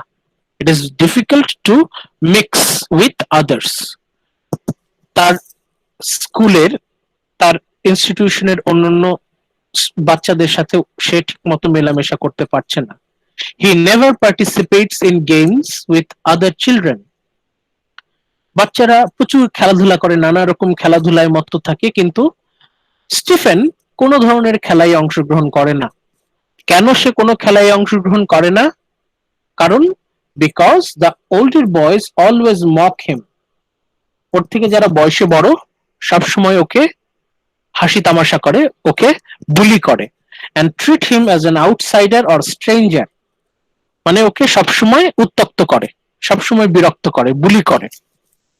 So he always annoyed by behavior of his classmate। মানে তার ক্লাসমেটরা সব বেশিরভাগই তাকে সবসময় বিরক্ত করত, উত্ত্যক্ত করত, ডিস্টার্ব করত, তাকে মক করত, অপমান করত, ইনসাল্ট করত। এখন আমরা মোটামুটি আইডিয়া পাচ্ছি যে আমাদের রাইটার জেমস জয়েস এবং স্টিফেন ডেডালাস এরা দুইজনই জীবনের শুরুতে ছিল খুব ইন্ট্রোভার্ট টাইপের। ইন্ট্রোভার্ট মানে খুবই মানে চাপা স্বভাবের ছিল, এবং অন্যরা যখন তাকে অপমান করত, উত্তপ্ত করত তখন কিন্তু সে প্রপারলি রিয়্যাক্ট করতে পারতো না। এই জন্য দেখা যেত যে তার স্কুলে জীবনের শুরুর দিকে হি ওয়াজ বুলিড। যারা মোটামুটি বয়সে বড় তারা ওর সাথে খুবই খারাপ আচরণ করত। He often recognized his own self as a hero. দেখেন বোল্ড করা আছে, he often recognizes own self as a hero. দেখেন আমাদের মিড টার্মের একটা ক্যারেক্টারের সাথে মিলে যাচ্ছে। কার সাথে মিলে যাচ্ছে?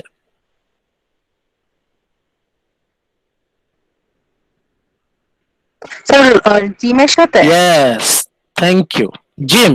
জিম যেমন নিজেকে হিরো মনে করত, স্টিফেনও নিজেকে অন্যদের থেকে আলাদা এবং স্পেশাল মনে করে, হিরো হিসেবে মনে করে।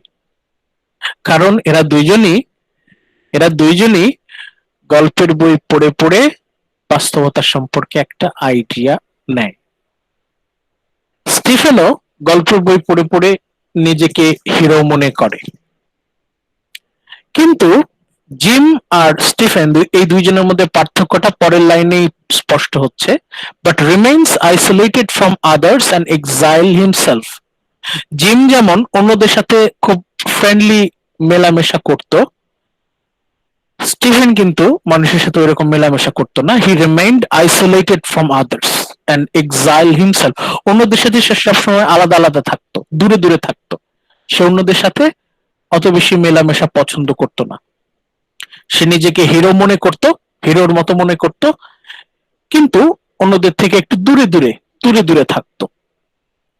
তাহলে আমরা স্টিফেন ডেডালাস সম্পর্কে একটা আইডিয়া পাচ্ছি যে ছোটবেলায় সে কেমন ছিল। খুবই চাপা স্বভাবের ছিল, অন্যদের সাথে খুব বেশি কথা বলতো না, এই জন্য তার ক্লাসমেটরা ওকে খুব বিরক্ত করত, উত্ত্যক্ত করত, এবং he recognized himself as a hero. অন্যদের সাথে সে নিজেকে একটু স্পেশাল মনে করত, সে নিজেকে বিশেষ স্পেশাল হিরো মনে করত, এবং নিজেকে সে একটু আলাদা রাখতো অন্যদের চাইতে।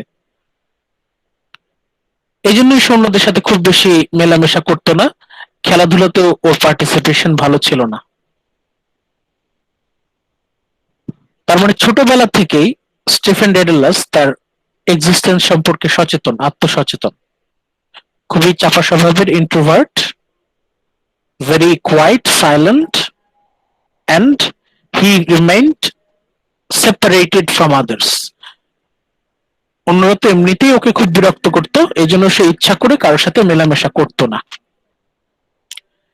স্টিফেন ডেডালাস যেমন আমরা জানতে পারি, আইডিয়া করতে পারি যে আমাদের রাইটার জেমস জয়েস উনিও মেবি এরকমই ছিলেন।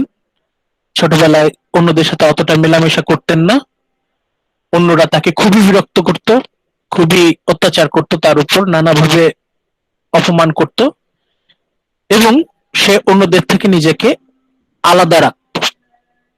Both James joys and Stephen Dedalus এই দুজনের মধ্যে আমরা এটা পাই। এরপর Stephen goes to cork. Cork হচ্ছে একটা জায়গার নাম, আয়ারল্যান্ডের একটা জায়গার নাম হচ্ছে cork, CORK, cork. Stephen goes to Cork as a short trip along with his father. Stephen তার বাবার সাথে একটা কর্কের ট্রিপে যায়। ওর বাবা হচ্ছে ওই এলাকার বাসিন্দা, কর্কনিয়ান, who humiliates his son during a short trip by drinking, flirting, and a long talk. ওর বাবা ড্রিঙ্ক করে এবং মাতলামি করে। এখন একটা ছোট ছেলে যখন তার সামনে দেখে তার বাবা মদ খেয়ে মাতলামি করছে, উল্টাপাল্টা কথা বলছে, তখন একটা ছোট বাচ্চার কিন্তু মোটেও ভালো ফিল করার কথা না। সে খুবই হিউমিলিয়েটেড, খুবই ইনসাল্টেড ফিল করবে, খুবই বিরক্ত প্রকাশ করবে। স্টিফেন যখন দেখলো তার বাবা তার সামনে এরকম পাগলামি করছে, মদ খেয়ে মাতলামি করছে, তখন বাবার প্রতি তার যে সম্মানটা, শ্রদ্ধাটা, সেটা কমে গেল। বাবার প্রতি তার একটা শ্রদ্ধা কমে গেল। এখন তার বাবা কেন ড্রিঙ্ক করলো, পরের লাইনে আমরা হালকা বর্ণনা আছে যে cork city causes Stephen's father to remember his youth. Stephen cannot realize his father's attitudes and emotion. তার বাবা ইমোশনাল হয়ে যায়, নস্টালজিক হয়ে যায়, নস্টালজিক হয়ে সে বেশি ড্রিঙ্ক করে। এখন ড্রিঙ্ক করলে একজন মানুষ তো মাতলামি করবেই। এখন স্টিফেন দেখে ওর বাবা অ্যাডাল্ট একজন মানুষ তার সামনে উল্টাপাল্টা আচরণ করছে, মদ খেয়ে মাতলামি করছে। তখন স্টিফেন তার বাবার প্রতি যে সম্মানটা হারিয়ে ফেলে। স্টিফেন কি মনে করে? Stephen believes that he is wiser and older than his father. সেই যে বাবার প্রতি একটা নেগেটিভ অ্যাটিটিউড, সেটা তার সারা জীবন ছিল। এটা শুধুমাত্র স্টিফেনের অ্যাটিটিউড না, এটা একই সাথে জেমস জয়েসেরও অ্যাটিটিউড। বাবার প্রতি তাদের দুইজনেরই বিতৃষ্ণা। The relationship between father and son is here very negative. Stephen তার সে কি মনে করে? He is wiser and older than his father. তার বাবার থেকে তার বুদ্ধি বেশি। তার বাবা শুধু বয়সই বড় হয়েছে, কিন্তু বুদ্ধি শুদ্ধি নাই। বুদ্ধি থাকলে তার ছোট ছেলের সামনে সেইভাবে মদ খেয়ে মাতলামি করতো না। It doesn't matter whatever the situation is. So Stephen lost his respect for father. বাবার প্রতি যে সম্মান ছিল সেটা হারিয়ে যায়। এটা শুধুমাত্র স্টিফেন ডেডালাসের বেলায় সত্য না, এটা জেমস জয়েসের বেলায়ও সত্য। They both believed that they are wiser and older than his father. তার বাবার থেকে বুদ্ধি বেশি। এই জায়গাটিকে আপনারা বুঝতে পারছেন? জি স্যার। ছোট একটা ছেলে তার সামনে, মানে ছোট বাচ্চাদের সামনে যদি বাবা মারা যদি উল্টাপাল্টা আচরণ করে, তাহলে দেখবেন ছোট বাচ্চারা অনেক ইনসাল্টেড, অনেক অনেক অকওয়ার্ড ফিল করে। এখন যখন দেখলো স্টিফেন, সে তো এমনিতেই খুবই সেন্সিটিভ ছেলে, তাই না? ভেরি ইন্ট্রোভার্ট, ভেরি চাপা, খুবই সেন্সিটিভ। সে যখন দেখে তার বাবা এরকম উল্টাপাল্টা আচরণ করছে, তখন সে খুবই হিউমিলিয়েটেড ফিল করে, ভেরি ইনসাল্টেড। তখন সে তার বাবার সম্পর্কে যেটুকু সম্মান অবশিষ্ট ছিল সেটা শেষ হয়ে যায়। So Stephen believed that he is wiser and older than his father. এই যে বাবার সাথে ছেলের একটা সেপারেশন, বাবার সাথে ছেলের কিন্তু একটা গ্যাপ তৈরি হলো, এটা কিন্তু আর কখনো জোড়া লাগেনি। মানে জেমস জয়েস, স্টিফেন ডেডলাস, এরা দুইজনই তাদের বাবার থেকে সেপারেটেড। বাবার সাথে সাথে সম্পর্ক কিন্তু ভালো ছিল না। নেক্সট পয়েন্টে আসি, he became strange with his family. শুধু বাবার সাথে না, মার সাথেও তার সম্পর্কটা একটা দূরত্ব তৈরি হতে লাগলো। তার মা ছিল অতিরিক্ত রিলিজিয়াস, সেজন্য এদের মধ্যে ওয়ার্মথ, এদের মধ্যে যে কানেকশনটা ওইভাবে হয়নি। তার মধ্যে ছোটবেলা থেকেই 6 বছর বয়স থেকেই ছেলেকে কিন্তু বোর্ডিং স্কুলে পাঠিয়ে দিয়েছে। ক্লঙ্গোসুট কলেজে সে 6 বছর বয়স থেকে, তারপর বেলভিডিয়ার কলেজ। মানে সারা জীবন সেই ছেলে বাইরে বাড়ি বড় হয়েছে। এখন যে সন্তান সারা জীবন বাইরে বাইরে বড় হয়, বোর্ডিং স্কুলে, হোস্টেলে বড় হয়, আপনারা আপনাদের একদম ব্যক্তিগত জীবন থেকে চিন্তা করেন। যে ছেলে, যে মেয়ে সারা জীবন বোর্ডিং স্কুলে, হোস্টেলে বড় হয়েছে, তার কিন্তু ফ্যামিলির প্রতি ওইরকম মাহামরি কিন্তু টান থাকে না। টান থাকে কি? না স্যার। আপনি খেয়াল করে দেখেন যে যে ছেলে বাচ্চারা বাইরে বাইরে বড় হয়, বোর্ডিং স্কুলে, হোস্টেলে বড় হয়, তারা কিন্তু ফ্যামিলির প্রতি একটা, তাদের একটা দূরত্ব তৈরি হয়, একটা দূরত্ব তৈরি হয়। এখানেও he became strange with his family, মানে পরিবারের সাথে তার সেই যে গ্যাপটা আর কখনো ফিল আপ হয়নি। মানে তার জীবনের বেশিরভাগ অংশই সে একা একা কাটিয়েছে। ফ্যামিলি কিন্তু সে পাশে পায়নি, তার ফ্যামিলি শুধুমাত্র এই যে টাকা পয়সাই দিয়েছে। বাবার সাথে সম্পর্ক ভালো না, বাবার প্রতি তার কোনো সম্মান নাই, আর মাত্র দূরে দূরে, মানে হি বিকামস স্ট্রেঞ্জ, অপরিচিত, মানে পরিবারের সাথে তার যে সম্পর্কটা সেটা দুর্বল হয়ে যায়। এই জন্যই কিন্তু তার জন্য ফ্যামিলি ছেড়ে যাওয়া সহজ ছিল, যেহেতু সে ছোটবেলা থেকে পরিবার থেকে দূরে দূরে, এই জন্য তার কিন্তু ফ্যামিলি থেকে চলে যাওয়া এটা কোনো ব্যাপার ছিল না। বুঝতে পারছেন এখন? বাই পাসিং স্কুল ডেজ, যত দিন যাচ্ছে, ক্লঙ্গোজউড কলেজে 6 বছর বয়স থেকে 9 বছর পর্যন্ত সে ক্লঙ্গোজউড কলেজে ছোটবেলা কাটলো ক্লঙ্গোজে। তারপর 9 থেকে 16 বছর বয়স পর্যন্ত সে বেলভেডিয়ার কলেজে, মানে সে বড় হচ্ছে পরিবার থেকে দূরে দূরে। পরিবারের প্রতি যে ওইরকম টান, সেরকম টান কিন্তু ছিল না। এটা শুধুমাত্র স্টিফেন ডেডালাসের বেলায় সত্য যে তাই না, এটা জেমস জয়েসের বেলায়ও সত্য। By passing school days, instead of his deep religious belief, he understands the lust is surrounded him by pleasures, which he can find in worldly enjoyments and delights. সে বড় হচ্ছে একদম স্ট্রিক্টলি রিলিজিয়াস অ্যাটমসফিয়ারে। সে বড় হতে হতে দেখলো, মানে তার গ্রাজুয়েশন থেকে 1 বছর আগে সে হঠাৎ করে খেয়াল করলো যে ধর্ম মানুষকে বন্দি করে রাখছে। মানুষ চাইলেই একটু যে স্বাদ আহ্লাদ পূরণ সেটা সে পাচ্ছে না। এখন উঠতি বয়সে একটা ছেলের কিন্তু একটা ফিজিক্যাল গ্রোথ হয়, এবং সে বিশেষ করে অপোজিট সেক্সের প্রতি সেক্সুয়ালি অ্যাট্রাক্টেড হয়। এখন ওরা যেহেতু একদম স্ট্রিক্টলি রিলিজিয়াস অ্যাটমসফিয়ারে, একদম প্রোটেক্টেড রেস্ট্রিক্টেড অ্যাটমসফিয়ারে বড় হচ্ছে, এরকম একটা উঠতি বয়সের একটা ছেলে সে কিন্তু অনেক বেশি attracted. Stephen Daedalus, he is extremely attracted to females, সে অনেক বেশি ইন্টারেস্টেড হয়ে যায়, এবং সে একটা জিনিস খেয়াল করে যে এই যে lust, physical attraction in worldly enjoyment and delights, সে একটু ডেসপারেট হয়ে যায় এবং সে দেখে যে রিলিজিয়ন তাকে বঞ্চিত করছে। সে চাইলেই কিন্তু কোনো নারীর সঙ্গ লাভ করতে পারছে না, ধর্ম তাকে বাধা দিচ্ছে। কিন্তু উঠতি বয়সের একটা ছেলে, সে তো এই বিধিনিষেধ ওইভাবে মানবে না, সে তখন তার এই লোভ সামলাতে পারে না। He indulges in carnal sin, সে ফিজিক্যাল রিলেশনে জড়িয়ে পড়ে, not with an ordinary girl but with prostitutes. যেহেতু ওই পরিবেশটা কোনো অর্ডিনারি গার্লের সাথে রিলেশনশিপে যাওয়ার জন্য মোটেই উপযোগী ছিল না, একটাই মাত্র ওয়ে ছিল, prostitutes. So Stephen Daedalus engaged in physical relationship with prostitutes, সে একাধিক প্রস্টিটিউটস এর সাথে ফিজিক্যালি ইনভলভড হয়। উঠতি বয়সের একটা ছেলে, সে যখন এরকম অতিরিক্ত রেস্ট্রিক্টেড একটা অ্যাটমসফিয়ারে বড় হয়, তখন সে তার লাস্ট, তার যে ফিজিক্যাল নিড, ফিজিক্যাল হাঙ্গার, এটাকে সে অতিক্রম করতে পারে না। সে indulge in worldly enjoyments and delight, সে ফিজিক্যাল রিলেশনে জড়িয়ে পড়ে। এখন উঠতি বয়সের একটা ছেলে ভুল করতেই পারে, অনেক আছে, হাতে গোনা কিছু ছেলে আছে যারা নিজেদেরকে সংযত করতে পারে, they can control their sexual hunger.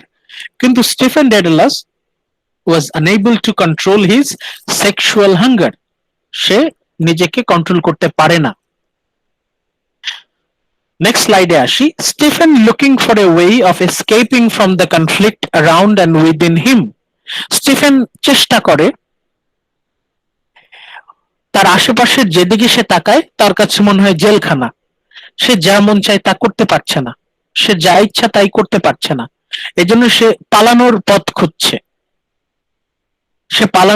খুঁজছে। এই এসকেপের একটা ওয়ে হচ্ছে ফিজিক্যাল রিলেশনশিপ উইথ প্রস্টিটিউটস। কিন্তু মনে রাখবেন, সে কিন্তু 10 বছর ধরে স্ট্রিক্টলি রিলিজিয়াস পরিবেশে কিন্তু সে বড় হয়েছে। একটা সময়ে সে যখন বুঝতে পারে যে সে পাপ করছে, it was a great sin involving in illegal extramarital physical relationship, এটা ছিল ধর্মের দৃষ্টিতে অনেক বড় একটা পাপ। Ultimately, he was full of regrets because many sins that he committed. সে তখন আর নিজেকে ক্ষমা করতে পারে না, তার বারবার মনে হয় সে পাপ করেছে। He involved in physical relationship with prostitutes, যেটা অনেক বড় একটা অপরাধ, অনেক বড় পাপ। ক্যাথলিকদের কাছে এটা হচ্ছে অনেক বিশাল একটা অপরাধ, পাপ। ইন দিস মোমেন্ট, সেই মুহূর্তে যখন সে অলরেডি খুবই রিগ্রেট করছে, খুবই কষ্ট পাচ্ছে মনে মনে, ওই মুহূর্তে মরার উপর খাড়ার ঘা, আরো ভয়ঙ্কর একটা পরিস্থিতি তৈরি হলো। কিরকম? He visits a priest, Father Arnall, who speaks of hell. Father Arnall ওই বেলভেডিয়ার কলেজের একজন টিচার, ফাদার আর্নল, সে নরকের বর্ণনা দেয় যে নরক কত ভয়ঙ্কর। যারা ফিজিক্যাল রিলেশন, ইলিগাল ফিজিক্যাল রিলেশনে ইনভলভড হয়, those who commits carnal sins, যারা ইলিগাল ফিজিক্যাল রিলেশনশিপে জড়িয়ে যায়, তারা নরকে গিয়ে কত বড় শাস্তি পাবে। এটার একটা ভয়ঙ্কর বর্ণনা ফাদার আর্নল দেয়, এমনই ভয়ঙ্কর বর্ণনা, the description of hell makes him scared and it was motivation for his confession. Stephen এতটাই ভয় পেয়ে গেল যে সব বাদ দিয়ে সে সারা দিন দিন রাত 24 ঘন্টা শুধু ধর্মকর্ম, শুধু ধর্মকর্ম, অনলি রিলিজিয়ন। মানে সে যত প্রবল ভাবে ফিজিক্যাল রিলেশনশিপে জড়িয়ে গিয়েছিল কার্নাল সিন, সে তার থেকে বেশি জোরের সাথে এখন ধর্মকর্ম শুরু করে, কারণ সে ভয় পেয়ে গেছে। যখন ফাদার আর্নল ওকে নরকের ভয়ঙ্কর বর্ণনা দিল, সেই ভয়ে সে আরো দ্বিগুণ গতিতে, আগের থেকে আরো বহুগুণ গতিতে সে ধর্মকর্ম, রিলিজিয়াস অ্যাক্টিভিটিস পালন করা শুরু করে। সে এতটাই সিরিয়াস হয়ে যায় রিলিজিয়নে যে ওই ফাদাররা ওকে বলে তুমি প্রিস্ট হয়ে যাও। Stephen Dedalus, he was so diligent, so sincere, so deeply religious, সে এতটাই রিলিজিয়াস হয়ে যায় ভয়ের চোটে, সে তার টিচাররা তাকে বলে তুমি ক্যারিয়ার হিসেবে রিলিজনকে নিয়ে নাও, তুমি প্রিস্ট হয়ে যাও। এবং স্টিফেনও খুব খুশি হয় মনে মনে, কিন্তু ও যত জোরের সাথে ওর মধ্যে ধর্মের একটা জোয়ার এসেছিল, ঠিক তত তাড়াতাড়ি সেই জোয়ারটা আবার কমে যায়। Despite a short time he is believed to Catholic, খুব অল্প সময়ের জন্য সে সিরিয়াস ধার্মিক হয়ে গেছিল। সে এতটাই সিরিয়াস ধার্মিক হয়ে গেছিল যে he got offered to become a priest, say priest হওয়ার জন্য, ধর্মীয় গুরু হওয়ার জন্য সে অফার পেয়েছিল। His religion begins to fade again, সে যেরকম উত্তাল জোয়ারের মতো তার মধ্যে ধর্মীয় মনোভাব এসেছিল, ঠিক সেরকম হঠাৎ করেই একদিন তার ধর্মের প্রতি যে বিশ্বাস begins to fade. বুঝতে পারছেন সিচুয়েশনটা এরকম? সে ছোটবেলা থেকে আস্তে আস্তে খুব স্ট্রিক্ট ধর্মীয় পরিবেশে বড় হচ্ছিল, হঠাৎ করে সে অপকর্মে, পাপকর্মে জড়িয়ে যায়। He got physically involved with prostitutes. এর পরবর্তীতে তার মধ্যে অনুশোচনা আসে, সে পরিতাপ করে। ঠিক ওই মুহূর্তে ফাদার আর্নল্ড ওকে নরকের ভয়ঙ্কর বর্ণনা দেয় যে যারা যারা এরকম পাপ কর্ম করে তারা কত ভয়ঙ্কর পরিণতি ভোগ করবে। ভয়ের চোটে সে সিরিয়াসলি, ভেরি সিরিয়াস হয়ে যায় রিলিজিয়নে। সে এতটাই সিরিয়াস হয় যে he got offer to become a priest. পরে সে আর সেই ধর্মীয় মনোভাবটা ধরে রাখতে পারেনি, খুবই দ্রুত তার ধর্মের প্রতি যে অনুরাগ, বিশ্বাস, সেটা হাওয়া হয়ে যায়, শেষ হয়ে যায়। when he leaves his family, যখন তার ফ্যামিলিকে ছেড়ে সে ইউরোপে চলে যায়, আমাদের জেমস জয়েস যেমন ফ্যামিলিকে ছেড়ে মাত্র 22 বছর বয়সে ফ্যামিলিকে ছেড়ে সে ইউরোপ চলে গিয়েছিল, একইভাবে Stephen ডেডালাসও when he leaves his family in Europe, Stephen continues his studies at university. তখন সে ধর্মকে পুরোপুরি বাদ দিয়ে, টোটালি রিজেক্ট করে, সে ইউরোপিয়ান একটা ইউনিভার্সিটিতে পড়াশোনা শুরু করলো। In this time, এই সময়ে he was away from society. While by writing and studying literature, he tries to go inside of himself. যখন সে ইউনিভার্সিটিতে পড়াশোনা করছে তখন সে সিরিয়াসলি লেখালেখি শুরু করলো। জেমস জয়েস যেরকম ইউনিভার্সিটিতে থাকতে সিরিয়াসলি শর্ট স্টোরি লেখা শুরু করলো, হি স্টার্টেড হিজ ক্যারিয়ার। একইভাবে স্টিফেন ডেডালাস সেও ভার্সিটিতে থাকতে লেখালেখি শুরু করলো। সাহিত্য পড়াশোনার পাশাপাশি সে লেখালেখি শুরু করলো অ্যাওয়ে ফ্রম সোসাইটি, তখন গতানুগতিক সমাজ থেকে দূরে। কেন সে সমাজ থেকে দূরে চলে যাচ্ছে? কারণ সমাজ মানেই ইদার পলিটিক্স অর রিলিজিয়ন, সে দুইটার কোনটাই সহ্য করতে পারে না। Neither politics nor religion, he hates both. সে তখন পুরোপুরি মনোযোগ তার studying and writing literature. He tries to go inside of himself, সে নিজেকে বোঝার চেষ্টা করছে, নিজের ভিতরে ঢোকার চেষ্টা করছে। Finally Stephen knows himself and realizes that he must decline the ideologies which surrounded him. সে বুঝতে পারলো যদি সে বড় একজন লেখক হতে চায় তখন আশেপাশে যত মতবাদ আছে, রিলিজিয়ান, পলিটিক্স সব বাদ দিয়ে ওকে নিজের মতো করে চলতে হবে। As a result of his revolution, he leaves all the lost paths.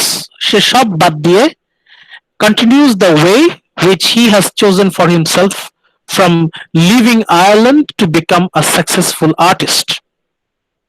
যেভাবে জেমস জয়েস তার পরিবার, সমাজ, ধর্ম, রাজনীতি, দেশ সব ত্যাগ করে বড় একজন লেখক হওয়ার জন্য ইউরোপে পাড়ি জমালেন, একইভাবে Stephen Daedalus left everything, leaving Ireland to become a successful artist of writing.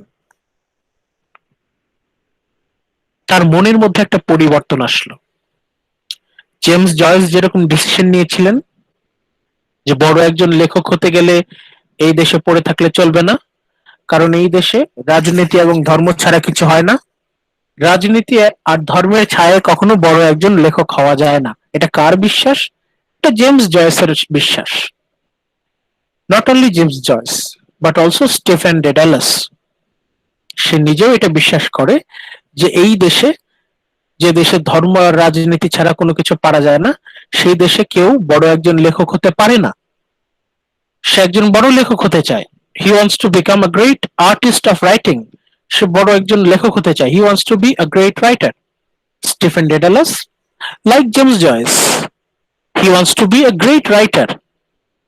As a result of his revolution, he leaves all the lost paths. সে সব বাদ দিয়ে continues the way which he has chosen for himself. সেটা কি? Living Ireland, তার দেশ ত্যাগ করে ইউরোপে গিয়ে টু বিকাম আ সাকসেসফুল আর্টিস্ট। কিসের আর্টিস্ট? রাইটিং এর artist, an artist of writing.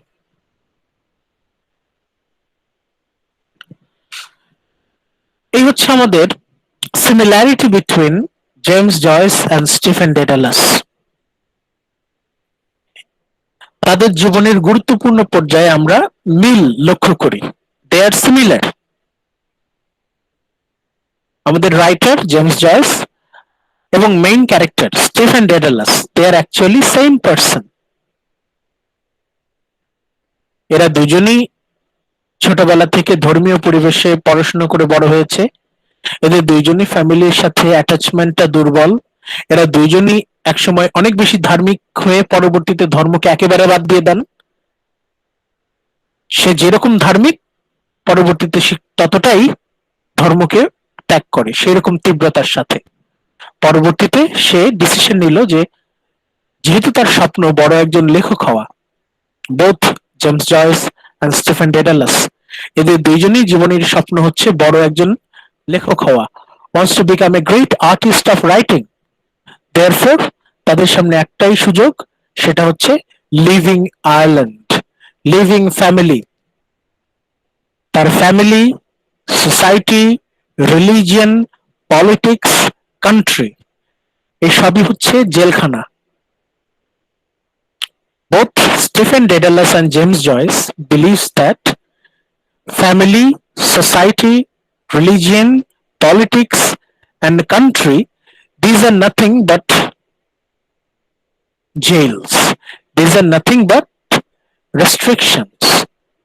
একজন স্বাধীন মুক্তমনা লেখক হতে চাইলে, in order to become a great independent free thinking writer, they must leave their country. তারা যদি তাদের দেশটাকে ত্যাগ না করতে পারে তাহলে তারা বড় লেখক হতে পারবে না। In order to fulfill their ambition, they sacrificed their family, their society, their religion, their politics and their country. এই হচ্ছে তাদের মধ্যে মিল। এটা যদি আমরা ব্যাখ্যা করতে পারি, আমরা বলতে পারি they are the same person. শুধু তাই না, একসাথে আমরা বলতে পারি this novel is an autobiographical novel. এই হচ্ছে আমাদের আজকের বিষয়বস্তু। এই স্লাইডের শেষে আমাদের আপনাদের সেলফ স্টাডির জন্য মিথ অফ ডেডালাস দেয়া আছে। স্টিফেন ডেডালাসের নামের যে শেষ অংশ ডেডালাস, এটা আসছে হচ্ছে গ্রিক নেম ডেইডালাস থেকে। এই ডেডালাসের রূপকথা আপনারা এটা নিজেরা পড়ে নেবেন। এটার আমি ইউটিউব লিংক দিয়ে দিব, খুব চমৎকার একটা ভিডিও আছে। ভিডিও দেখলে আপনাদের পরিষ্কার হয়ে যাবে যে ডেডালাস কে ছিল। এই ডেডালাসের সাথে আমাদের স্টিফেনের সম্পর্ক কি, এটা আমাদের লাস্ট স্লাইডে সুন্দর করে ব্যাখ্যা করা আছে। এটা আপনারা নিজেরা পড়ে নেবেন। নেক্সট ক্লাসে আমরা আবার আলোচনা করব। আপাতত আমাদের আজকের যে লেকচারের বিষয়বস্তু কি ছিল, আজকে we got a brief idea about our next novel a portrait. এই পোর্ট্রেট সম্পর্কে এখানে আমরা একটা কিছু আলোচনা করলাম। শর্ট কোশ্চেন গুলো বলে দিয়েছি, ওগুলো আবার আপনারা ক্যাপচার করার চেষ্টা করবেন। তবে আজকের লেকচারের আমাদের মূল বিষয়বস্তু ছিল a portrait as an autobiographical novel. সেটা আমরা কিভাবে প্রমাণ করব? By tracing the similarity between the author and the protagonist. আমাদের নভেলিস্ট জেমস জয়েস এবং মূল চরিত্র স্টিফেন ডেডালাস, এদের দুইজনের মধ্যে যে সিমিলারিটি, মিলগুলো আলোচনা করে আমরা বলতে পারি this is an autobiographical novel. একই সাথে বোনাস হিসাবে আমরা পাচ্ছি ক্যারেক্টারাইজেশন অফ স্টিফেন ডেডালাস। আমরা যদি স্টিফেন ডেডালাস ক্যারেক্টারটাকে চিনতে পারি, তাহলে আমরা জেমস জয়েসকেও চিনতে পারবো। এটা আমরা পরবর্তী ক্লাসগুলোতে আমাদের আরো ক্লিয়ার হবে। So this is all about today. আজকে আমরা এই আলোচনা করলাম। আমাদের এই স্লাইড টোটালি রেফারেন্স হচ্ছে আর্টিকেল অফ ফাতেমে আজিজ মোহাম্মদী, এটা আমি দিয়ে দিয়েছি, আপনারা দেখে নেবেন। This is available in Google classroom. ফাতেমে Aziz মোহাম্মদী এই জার্নালের উপর বেস করে আমাদের স্লাইড, এই স্লাইড থেকে আমরা মোটামুটি আমাদের পড়াশোনা শুরু। নেক্সট ক্লাসে আমরা চ্যাপ্টার ওয়াইজ অ্যানালিসিস ফোকাস করব, আমরা আরো সুন্দর করে নভেলটা বোঝার চেষ্টা করব। That's all for today. আজকে এই পর্যন্তই। আপনাদের সাথে দেখা হবে 19 তারিখ 11:30। That's all for today. যদি কোনো কোয়েশ্চেন থাকে জিজ্ঞেস করতে পারেন।